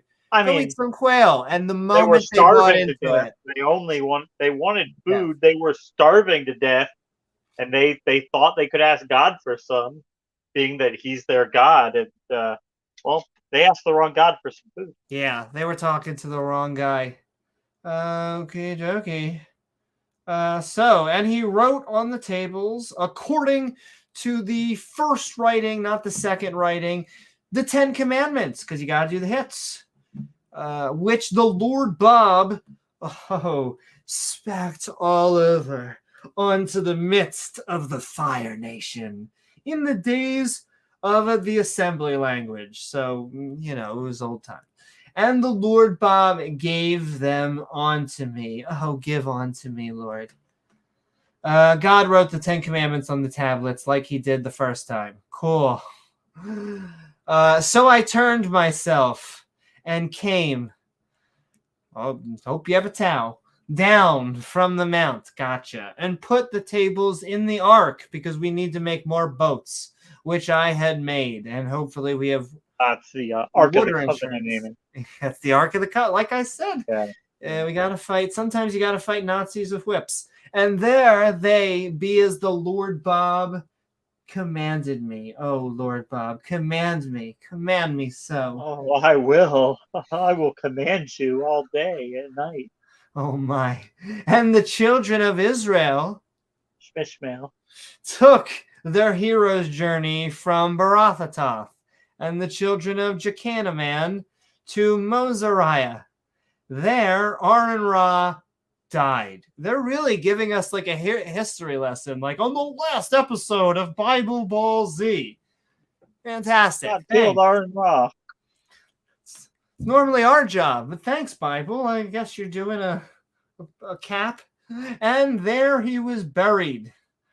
Alive? Oh my God, that's horrible. And Elzar, no, he was definitely dead. God killed him. Specifically, God killed him. We know who did it. The mystery's over. It wasn't the butler with the candlestick. Elzar, his son, ministered in the priest class office. He was level 60 and bubbling everyone he could find in his stead. From thence they journeyed on to Gogagada, and from Gugadaya to Jabba the Hutt, a land of rivers and waters. Jabba the Hutt. It's fantastic. Pizza the Hutt. At the time, the Lord Bob separated the tribe of Levi's genes.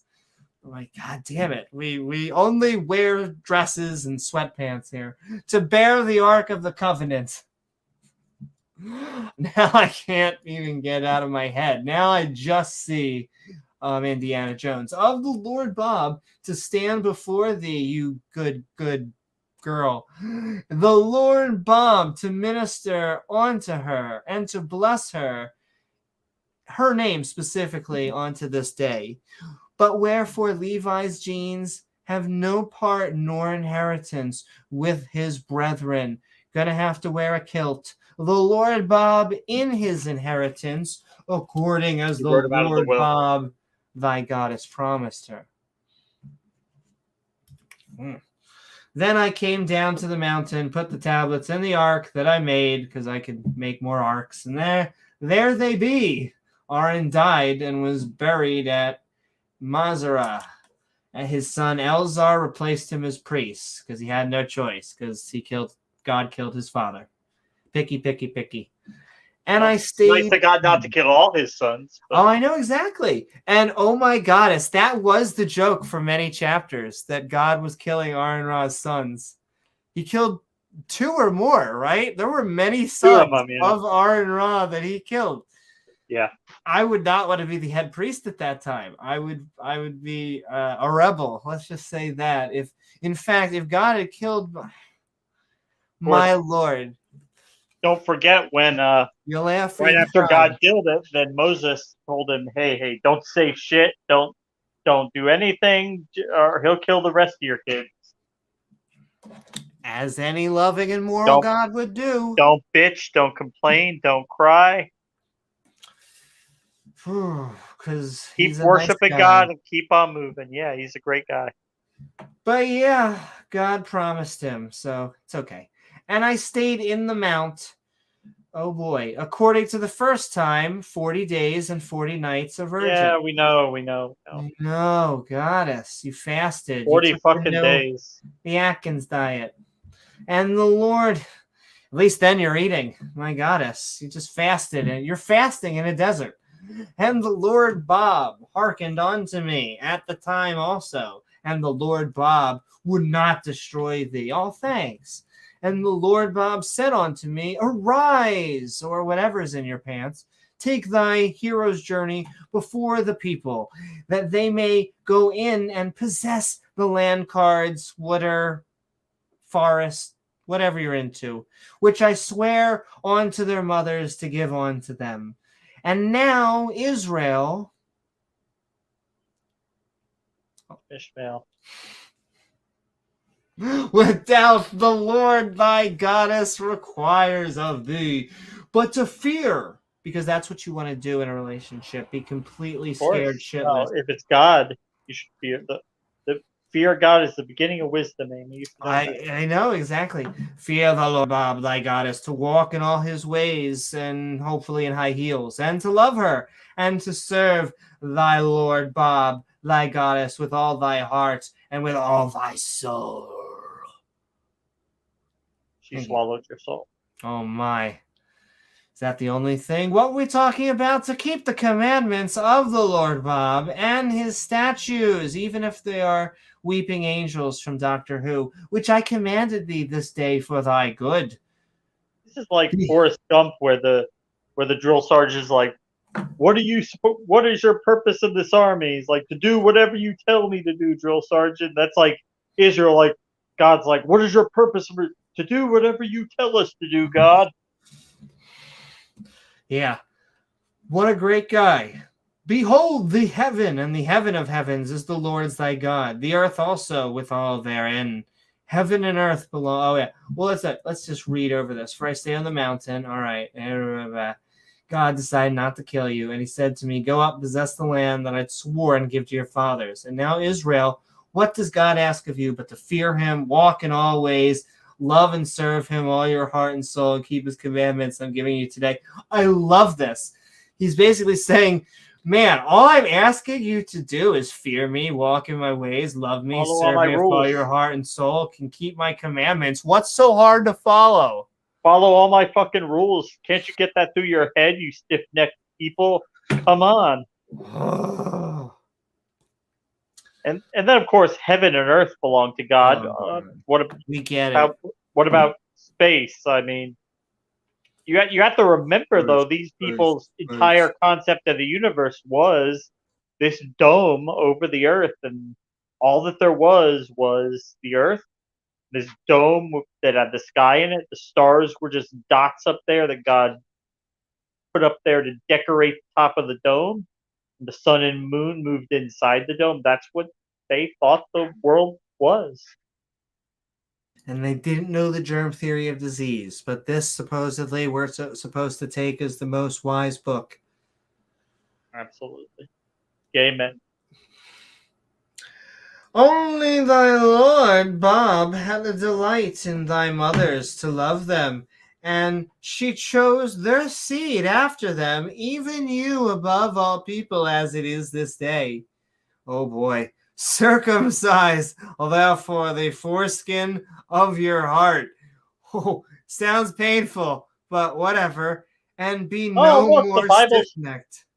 Look, Amy, the Bible's talking about open heart surgery. Look at that. It predicted open heart surgery. And see, now I'm getting to start to see, like, they could say, a Christian could be like, well, there it says heaven, and heaven's in there in the Old Testament. So isn't that talking about the heaven? No, this is not the same thing. This is the sky, things that are above. Because they didn't think they were going to leave. The Tower of Babel was already too much for God. If you build a tall tower, you can get to heaven. That's the story. That's what it said. And that's why God had to take immediate action to stop production of the tower by changing the language. Because, according to the Bible, if you just keep building tall enough, you will get to heaven. No, it makes sense. And it's also funny how triggered he gets that humans were actually working together. It almost basically alludes to world peace. And God was like, yeah, that's cool and all, but I got small PP energy, so I'm going to have to knock it over. But I mean, they're working together and they're not worshiping me. I mean, I know. How dare they? What is going on with that? Also, working James, together? Are you ready to get your heart circumcised? Take a little off the top. It'll be fine. I guess if I have to, I mean, it'll cure your stiff neckedness. I don't remember my last circumcision, but yeah, and that's another thing. I am okay with circumcision as long as you are 18 or above. I think you should be able to do whatever you want. No, I know, and that is the harm of religion. Once again, if I get told all the time, and there's science behind it and all this stuff, and go back and forth and all this, doesn't matter. First of all, I disagree. I think there is not good science for it, but and I don't care. Once again, I don't judge. As an adult, I am pro all PPs. And once again, as long as those people making the decision are 18 or above, do whatever the hell you want with your genitals. Oh, and I see that the end is near. And of our chapters of our Bible study, which means we are about to be going into about a half hour such, maybe, or so of open mic. We want to see if you have... I've found that is how long it takes until it starts to go off topic and we go other places, which is always great. I always love the conversation in here, but that's also what the after parties are for Discord. Yeah. But with that, I am going to send it into chat. And while I do that, what do you think, James? Just so far, the three things are giants, threats, and now almost a revamp, a rehash into giving us a gift. Yeah. Basically, doing the greatest hits so that he can give us a new birthday gift or something. Or I mean, it's like, God, you've been talking about this fucking land you were going to give us for how long now? Are you going to give it to us or not? Come on. Long time. Come on, God. You've been marching us around the desert that you keep saying we're not worthy, we're not worthy. Are you going to give us the land or not? Because, come on, we got better things to do here than to spend eternity wandering the desert Yep. because you say you're going to give us something that you're never going to give us. But I'm pinning it in there. It's now in chat. And I am also going to pin it, at least when I finally I'll get a chance to change screens. But I want to finish up. We are reading the Skeptic's Annotated Bible version of the King James Bible. We're reading giant killers tonight. Deuteronomy chapters 9 and 10, and we're almost done. So we got our heart circumcised. For the Lord Bob, your Pastafarian goddess, is a god of gods. Oh, love this. Like, man, he once again, the small clit energy that's going on here from Barbaretta is not impressed. I'm sorry. God of God. And my Lord, isn't he the only God?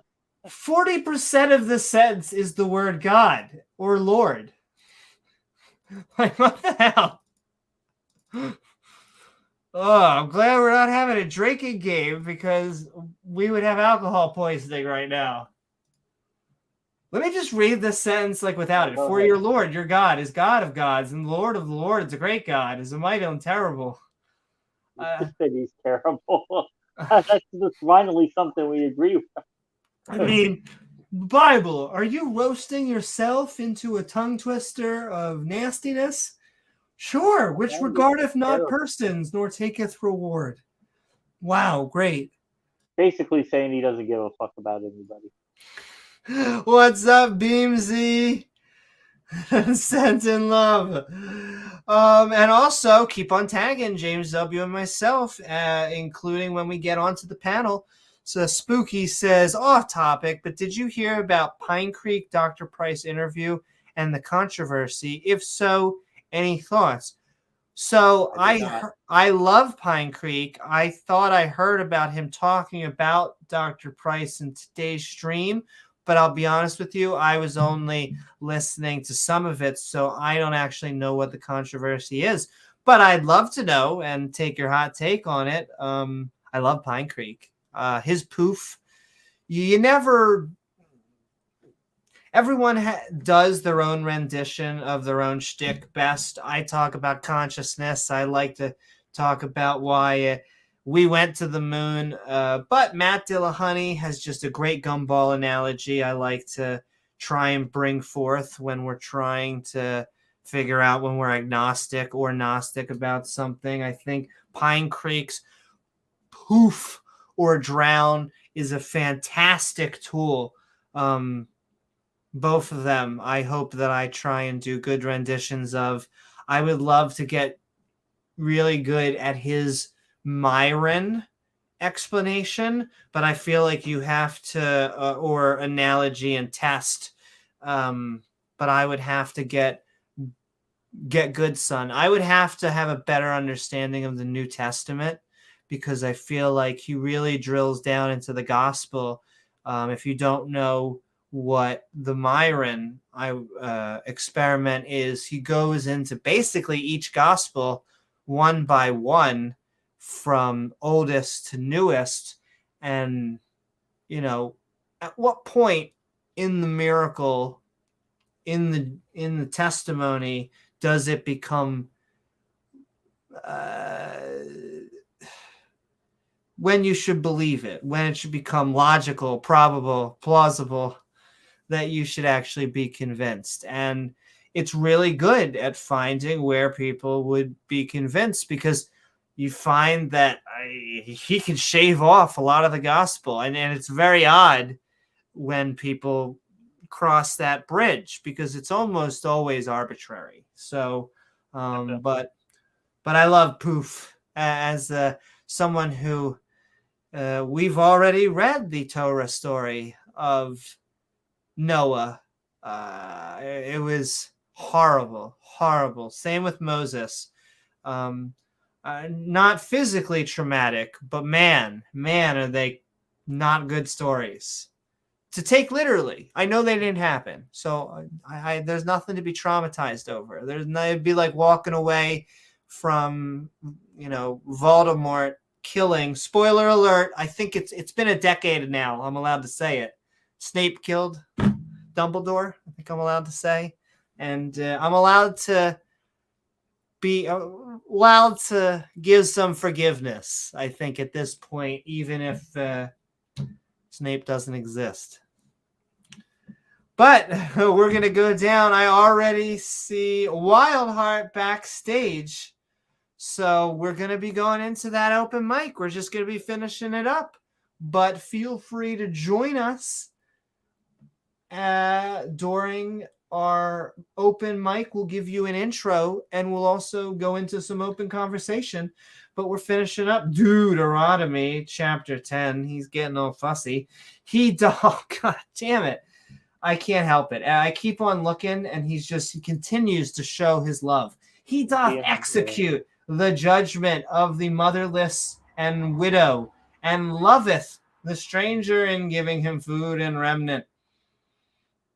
God is the God of gods, a great God, mighty and terrible, who respects no one. Gotta love everyone. Strikes again. Gives no fucks. Gives no fuck. Live ye therefore, stranger danger. For when you're a stranger, people are ugly when you're alone. For ye were stranger dangers in the land of New York.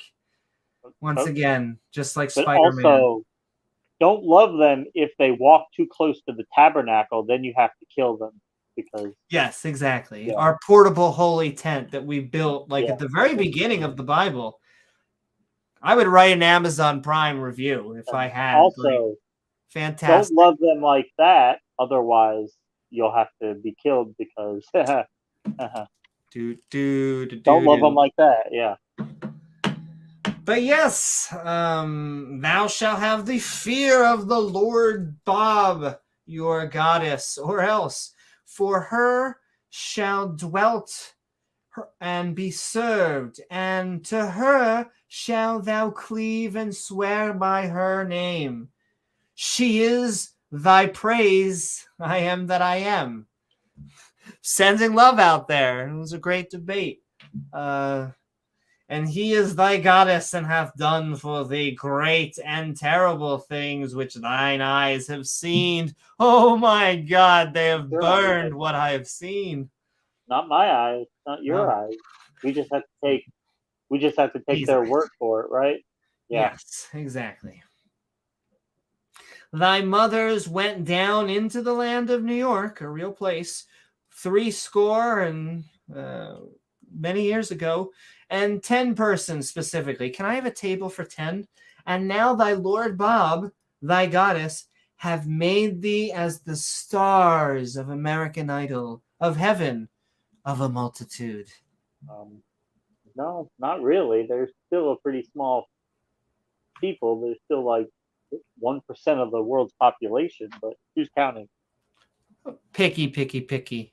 Sending love, James Wolfe says, hope you guys are still kicking on and in around an hour when I jump in the treadmill. Love you, cat. Sending so much love back to you, James Wolfe.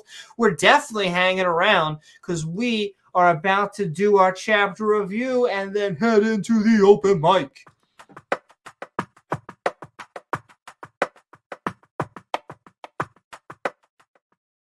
That's right. Moses continued his instructions. The we went over the greatest hits. This was more of a lighter chapter, a little bit faster. Yeah. He just went over the 10 commandments and then gave them new copies because apparently they were broken. So, oh boy.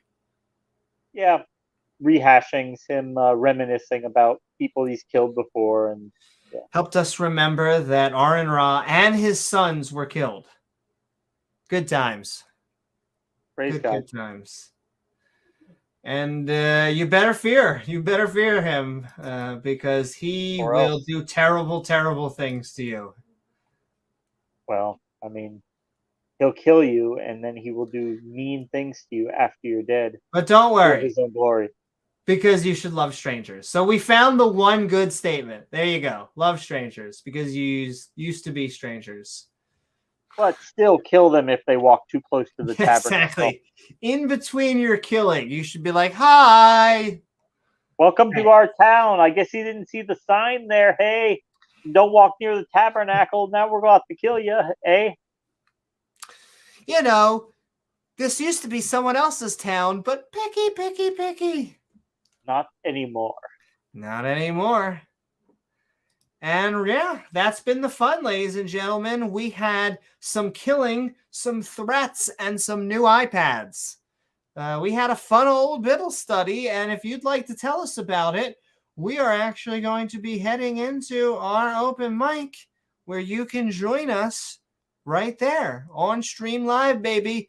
Frigate, we'll do it live. We are.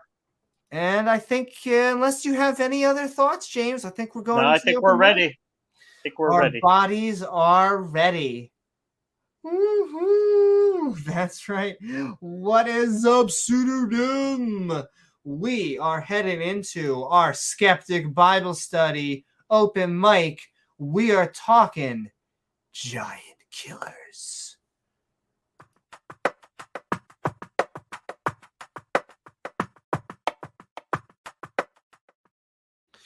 Woo-hoo! What is up, Wildheart? We are Bible studying tonight. That's right. We were killing giants as we read Skeptic's Annotated Bible, the King James Bible. We read Deuteronomy chapters 9 and 10. Hope you're doing well. And what are your thoughts about the topic or really anything we've been talking about?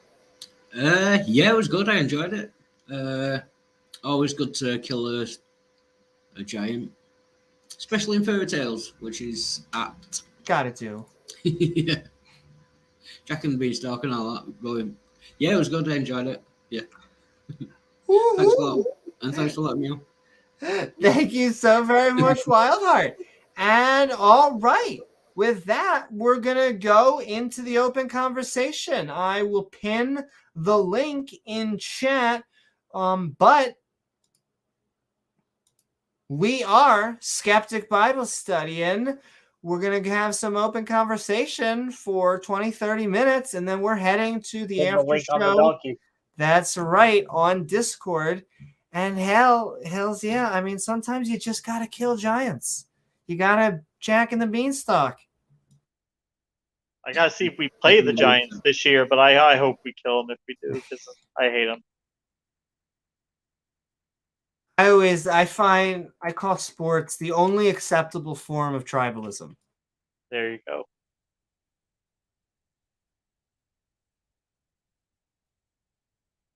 Those damn Giants. Makes me just want to get my hat that says sports. Your sports hat? I would also like a shirt that just says "Go local team." Local team, yeah. It's but it's amazing. It's just a few verses like that leave us with these doctrines, like the existence of giants, that they seem to make an issue of, because it does mention them in there, but it just seems so silly, doesn't it? Ridiculous. Yeah. Like they have to defend even the most ridiculous claims of it, right? Yeah, because without the miracles, I don't really know what they have going on. I don't really have any evidence. It's just hearsay. I mean, this is the New Testament, but I love the fact that Paul is 50 years. Once again, if you're a millennial, I'm just going to adjust this for you. Imagine that someone from 2000 was claiming that they communicated with the ghost of someone from the 1950s. Are you going to believe them, ladies and gentlemen? I would not. Please don't. Please don't. What evidence did they have of this communication, though? Oh, picky. Voices in the head. Oh, yeah. Oh, you just have to take his word for it. Oh, yeah. Okay, well, there you go. Take his word for it. Thank you, Jeebus. And And that's really what all this comes down to, is you just have to take the Bible's word for it. Yeah. Just have to And take the voices in your head. It's easy. Voices in your head. At least I can hear them. I mean,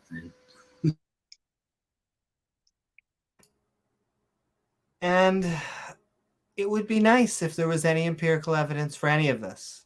There is, as far as I could tell, none. I could feel Antangelo's head in the back saying, doesn't the Shroud of Turin? Isn't it a good role play? it's empirical. Look, you can wrap yourself in it. Like a flag. Are you saying you don't take hearsay accounts as evidence? That's all. I find the Shroud of Turin evidence of Not good evidence. fantastic art making. I'm glad that someone was able to spend a good weekend. Yeah, it's not like Jesus. Good evidence. It's not. It's evidence, yes, just not good evidence. I mean, you have to realize that we dismiss all other claims of magic or the laws of physics, all legends from the past that have abrogations of reality or physics, and we dismiss them all. We, out of hand, we don't think any of them to be credible, except this one book that we do find to be credible, that people do think is true. And all right. I don't think I put my heart into it. Okay. I'm just like, right. Are you saying it's a role play? Are we going to have that? Look, I'm just trying to tell you it's the Shroud of Turin. I feel like it got closer, but still you're right. Did you go to my website and godtalk.com? I have lots of scientifically science article on my website written by me, and it proved 100% a biogenesis is not possible. The bacteria flagella is irreduced complex. Yeah. It's irreduced complex. It have to have all parts working, have to be specific, special designed by God, or the bacteria gonna die, and then nobody going to get sick. So God have to make it so the bacteria can move very fast to infect all your cells and kill you. belong to us. What? He doesn't like a Swedish Muppet, though. Really. That's Swedish true. Muppet, yeah. Hey, Pat. We support all my. That's right. What is up, Pat? Sending so much love to the Indiana Jones, right down there. The real version. The real version. He also kills Nazis, but, he also does re-archaeology. Also does. I'm going to replace it. There we go. Got it. Ken Hovind, remember, he informed me that he has gone on fossil digs too, even though he doesn't know what a fossil. No, Kent, that was the sandbox. I'm sorry. He doesn't know what a fossil is because he thinks he's got a fossilized pickle in his creation. So don't we all have a fossilized pickle? When they said he's going to be breaking rocks, are you sure that's what they meant? Has he not been paying his taxes again? That's right. He is a taxivist. As in, we've learned there are only one thing in life that's true. It used to be death and taxes. Now it's just death. I'm waiting for it. It's going to be one of these days. You're going to pull up your news site and see Feds raid Alabama cult compound, charge preacher with money laundering, wire fraud, interference with the Treasury Department, whatever he's going to be charged with next time, because he cannot follow rules. He's not going to. And you make a lot of your money tax free. Like, how much more do you want to have the kid gloves on when you're dealing with money? My Lord. Did you see the first version of that, The Weakness of Kent Hovind? Oh my! Was the it was documentary. someone on their knees when they did it? Is it? It sounds No, good though. The Weakness of Ken Hovind. I think part 3 is coming out soon, like next week. But parts 1 and 2, and the guy did a really good job. I forget the name of the channel, but if you search for it, The Weakness of Ken Hovind, parts 1 and 2, they're really good. And he goes over like that Ken Hovind spent like a year or more fighting to not have to pay a $50 fee for some permit for the original Dinosaur Adventureland in Pensacola. And it's not about the $50. He just doesn't like that somebody can tell him what to do or make him pay a fee.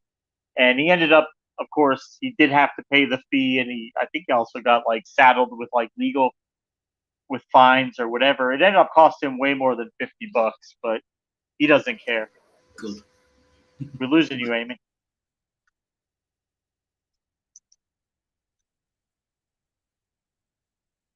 I am being a busy bee. Actually, give me 1 second. What happened? Oh, you're being raptured. Yes.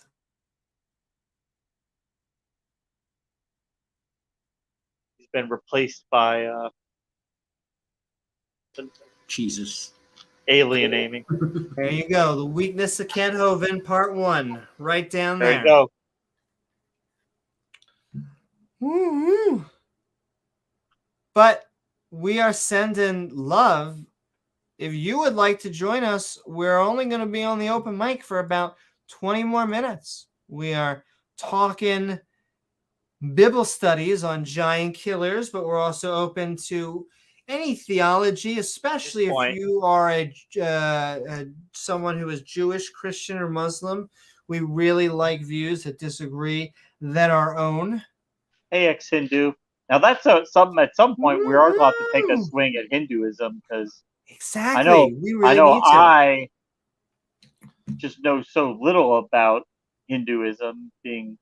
It's so different from the religious traditions that we tend to have in our, get ready, Amy, Judeo-Christian I know ethos. the PR terms, they love it. And the funny thing is, and they love to take pot shots at this word because the irony of political correctness and politically incorrectness, I find them both politically correct words. It's like a circular thing. But that type of shit, Judeo-Christian, they use as a marketing tool. They want to say, look, we're all Christians here, but we need to use Jews so we sound a little bit like we have some spice in our mix, or people are going to think that we're just the uncool people. Sending love. We need to get, I think, ex-Hindu atheist on for that episode. Hinduism speak to killing atheists? I believe it because all these religions seem to be triggered by non-believers. That's right. I'm surprised they've not added Muslim yet. Judeo-Christian Muslim. Oh, I know. Well, I mean, can I tell you why? Don't play nice. I'll tell you why. Because the newer religion always wants to gravitate towards the older religion, but the older religion always rolls their eyes at the newer religion. So it's always like the Jews are like, these Christians are crazy, and the Christians are like, oh no, we have the real Judaism right here. And then the Christians and the Jews are like, the Muslims are crazy. And then the Muslims are like, oh no, we have the real Christianity and Judaism right here. So it's so funny. The older you are, the more street cred you have in religion. And in science, it's like the exact opposite. It's like, how about sources from less than 5 years ago? Like, I know you're taking a pot shot at this article from 1967, but I think things have been updated. Yeah, that could be it. Think of all the people, though. Think of all the people that have. That's what we were thinking about. Are you saying a religion would condone enslavement of other people? Well, I can't help but believe you. Believe you wholeheartedly. What did I see a few years ago?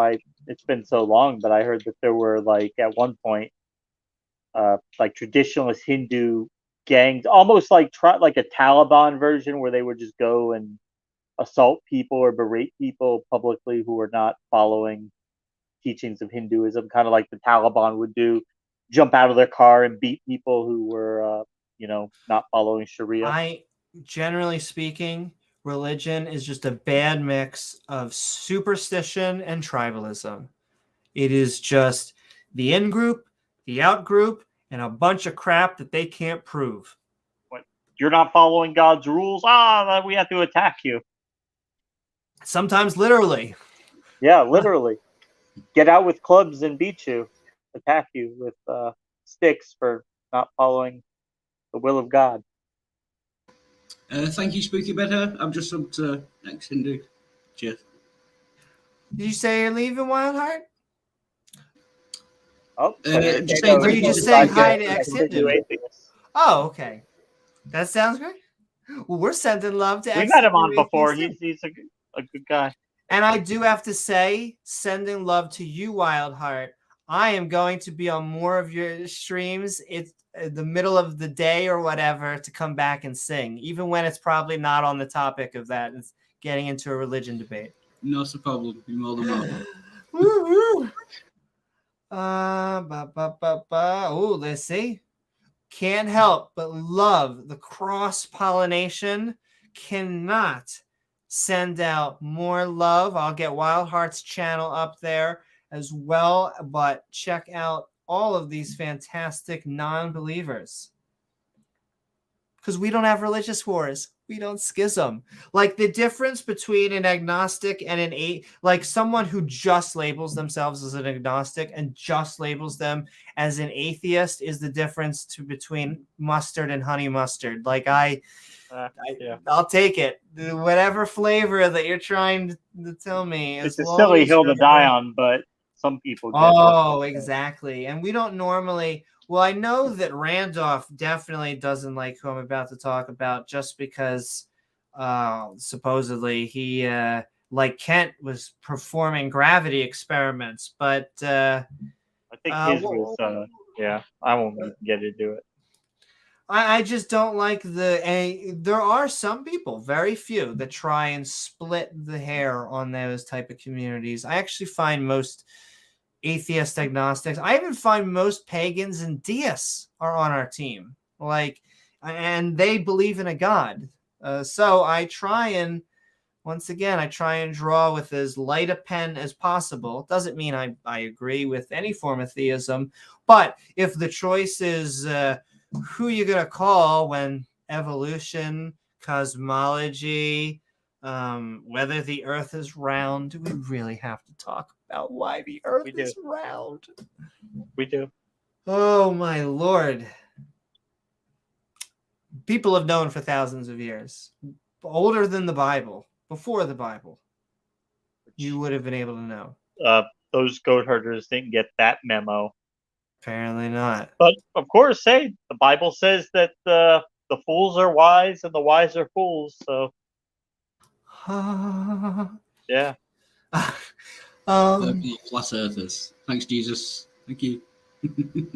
That's right. Unless you're into triangle Earth, then we're open-minded. Beamsy says Ken is always performing gravity experiments. He is testing to see how dense he can be before his head collapses into a singularity. True. That is very true. And then he can say how singularities are not real. Does he say that? He says singularities. Well, he has a big problem with the Big Bang because he doesn't like the concept that he calls it a dot, which, he does everything he can to straw man and try to make it as confusing as possible because, of course, as with biology, he goes with the poof model for the origin of the universe too. So it's not a bang, it's a poof because God just poofed everything. Exactly. He's incredibly dense, though, to be fair. If you believe in magic in a young deity's heart. Yes, it makes sense. And yes, I will say it is. I don't mean to show off my my pussies, but they're just so cute. They're just so cute. Oh, Penelope, Moonlight, Gizmo. We accept all kitties and puppies on this channel. Because they are other animals. We, just like us, are animals. Another triggering fact for them.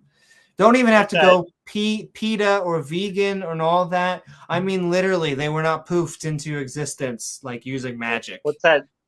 Last stream, we just taught Leophilius that jellyfish are animals. And you know, it's funny. He didn't I know. was looking them up too afterwards, and there are some jellyfish with very not delicate, sophisticated eyes that are looks more like what we would expect an animal to look like. There are some that look more like plants, and so I understand why at first glance. Are they conscious? Some of them. I think they are. I think that is the shtick of an animal. I mean, they have.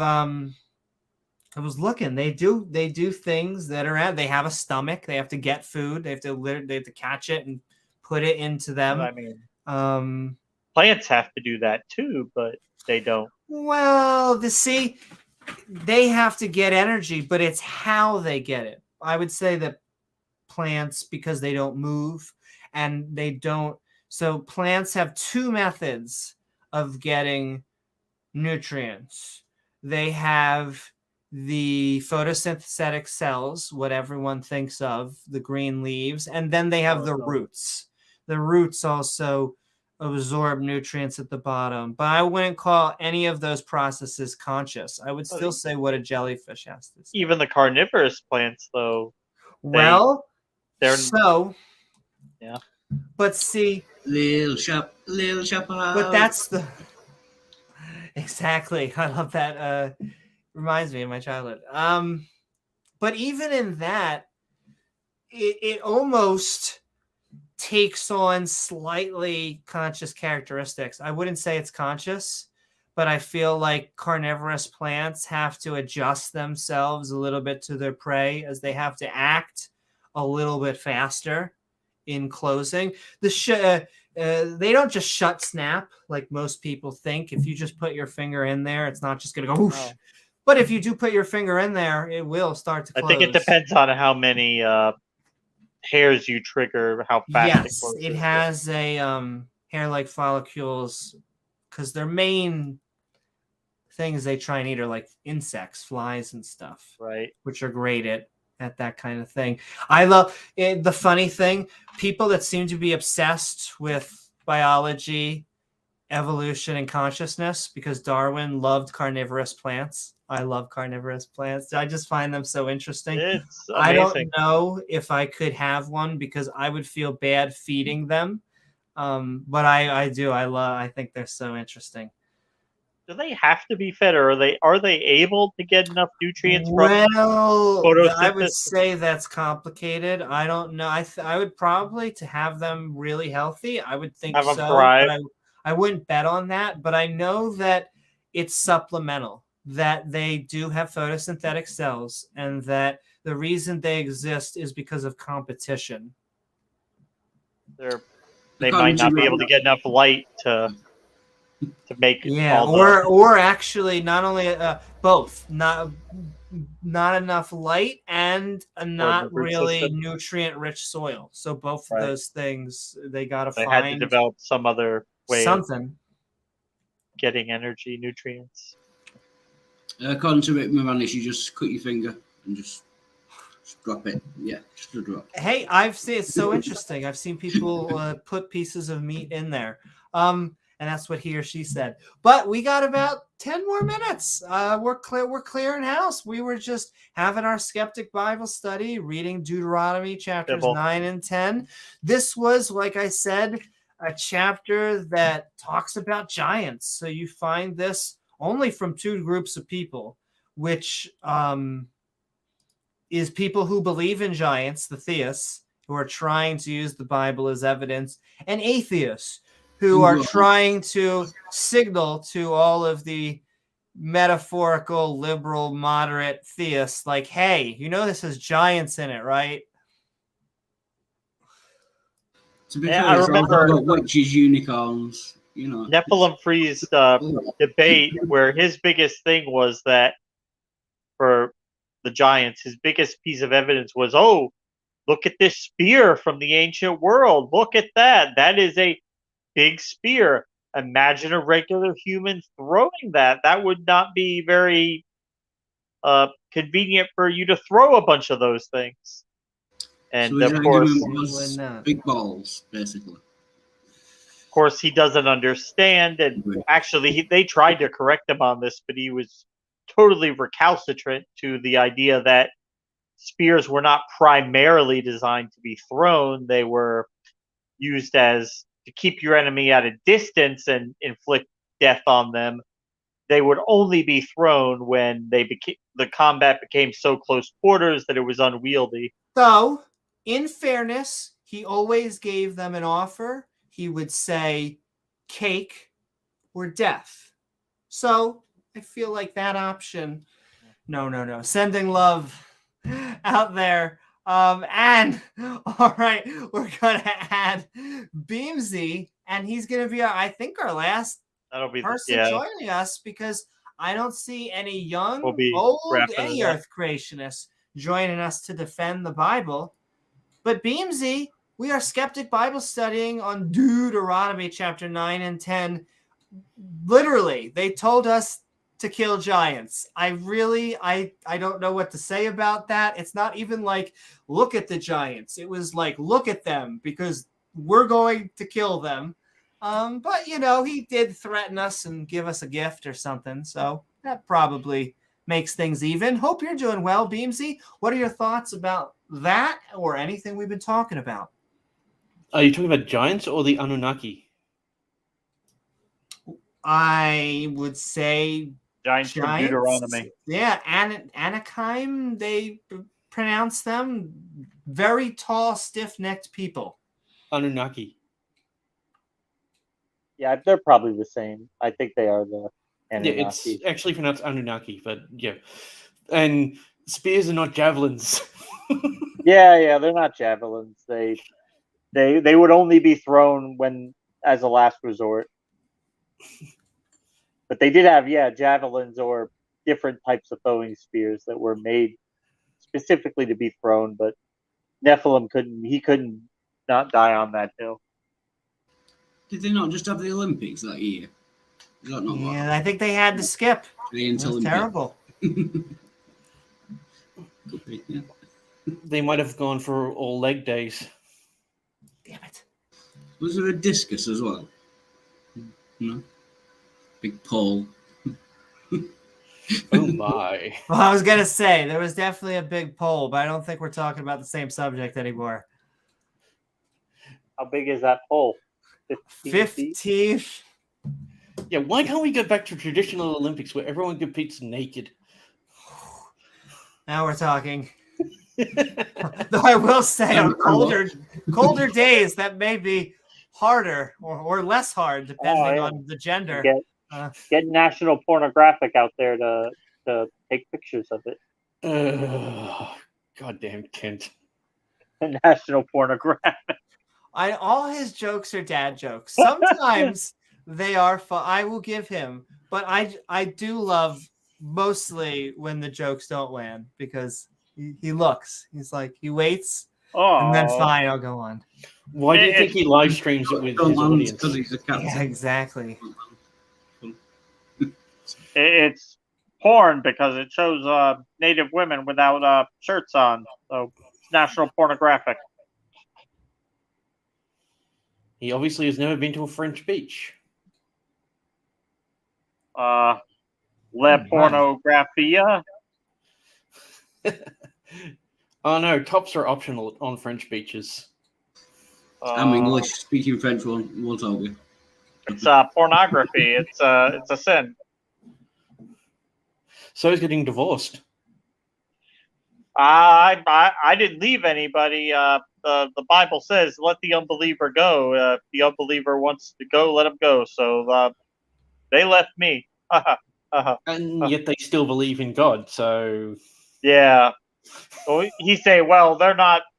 That doesn't mean a believer in God. It means a believer in the marriage."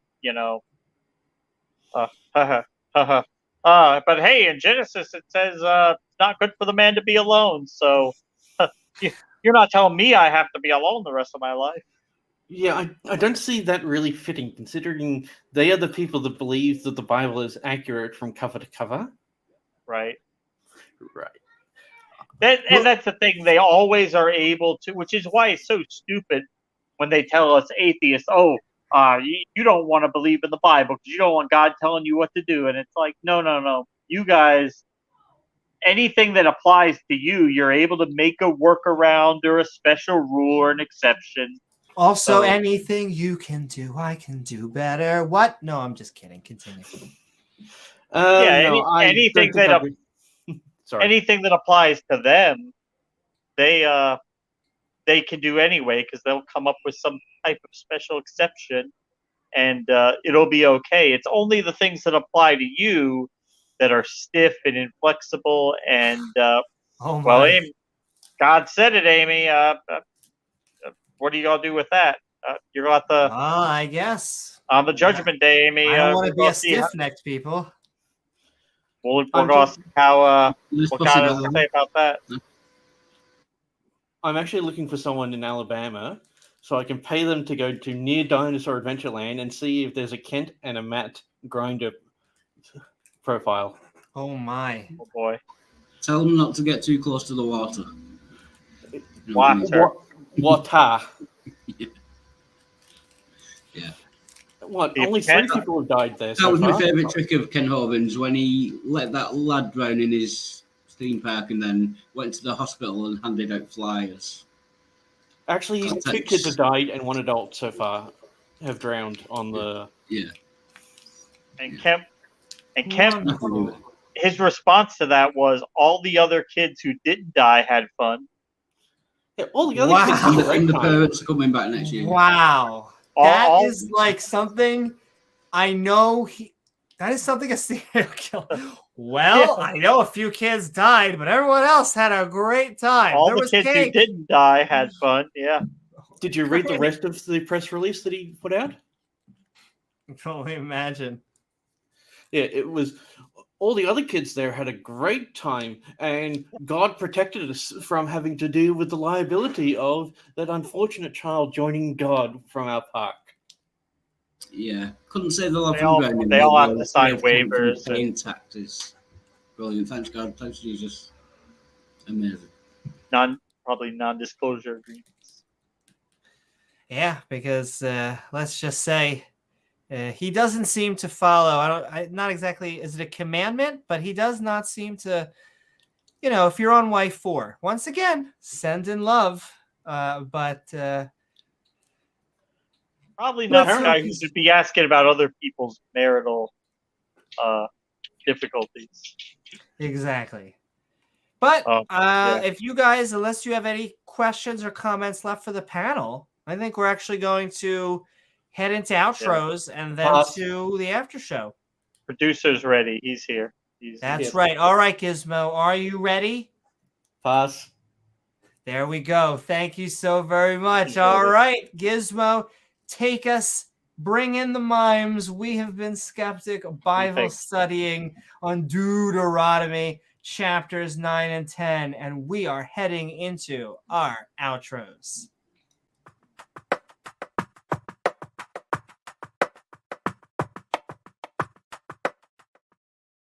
Woo-hoo. What's up, Beamsy? Lovely to have you with us. As always, we've been having fun Skeptic Bible studying on Duderonomy chapters 9 and 10. In fact, we've apparently become giant killers. I hope you had a good time. And where can people find you? And of course, what are your final thoughts? Oh, well, they can find me as on a rather inappropriate channel, and I basically just said pass. Thank you so very much, Beamsy. Lovely having you Very on. naughty man. Oh, such a naughty boy. We had a It's few of only those. naughty when it's said out loud. It's fine when it's typed. Oh my, that's right. Actually, I think they call that erotica. But sending so much love to you, Beamsy. Thank you for joining us. Lovely having you. And all right. Wildheart, We have been Skeptic Bible studying on giant killers, Deuteronomy chapters 9 and 10. Hope you had a fun time. Where can people find you? And of course, what are your final thoughts? It's been great. Thank you very much. Very enjoyable and entertaining. And you can find me on the channel Wildheart again, because YouTube deleted 2 of my channels, so this is the 3rd. Aw. Give me a Womp, second. womp, womp. It's been I'm good. getting that up there.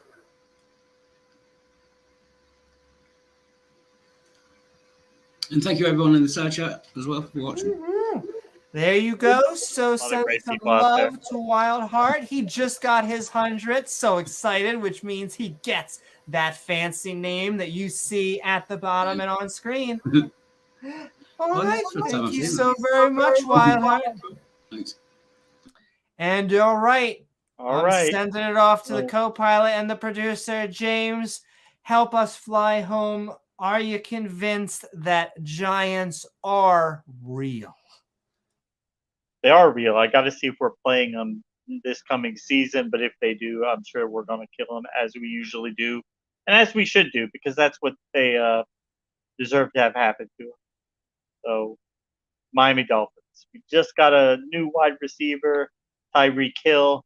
He's going to run all over those Giants. Anyway, yeah. Giants in the Bible, though, I'm not so sure. I'm a little skeptical about that. Yeah, I haven't seen any evidence of that, so I'm going to have to go with no. And even still, it's a completely horrible, 2 horrible chapters full of just It really was. a shit sandwich of terrible stuff. Avoid it at all costs, and thank you guys.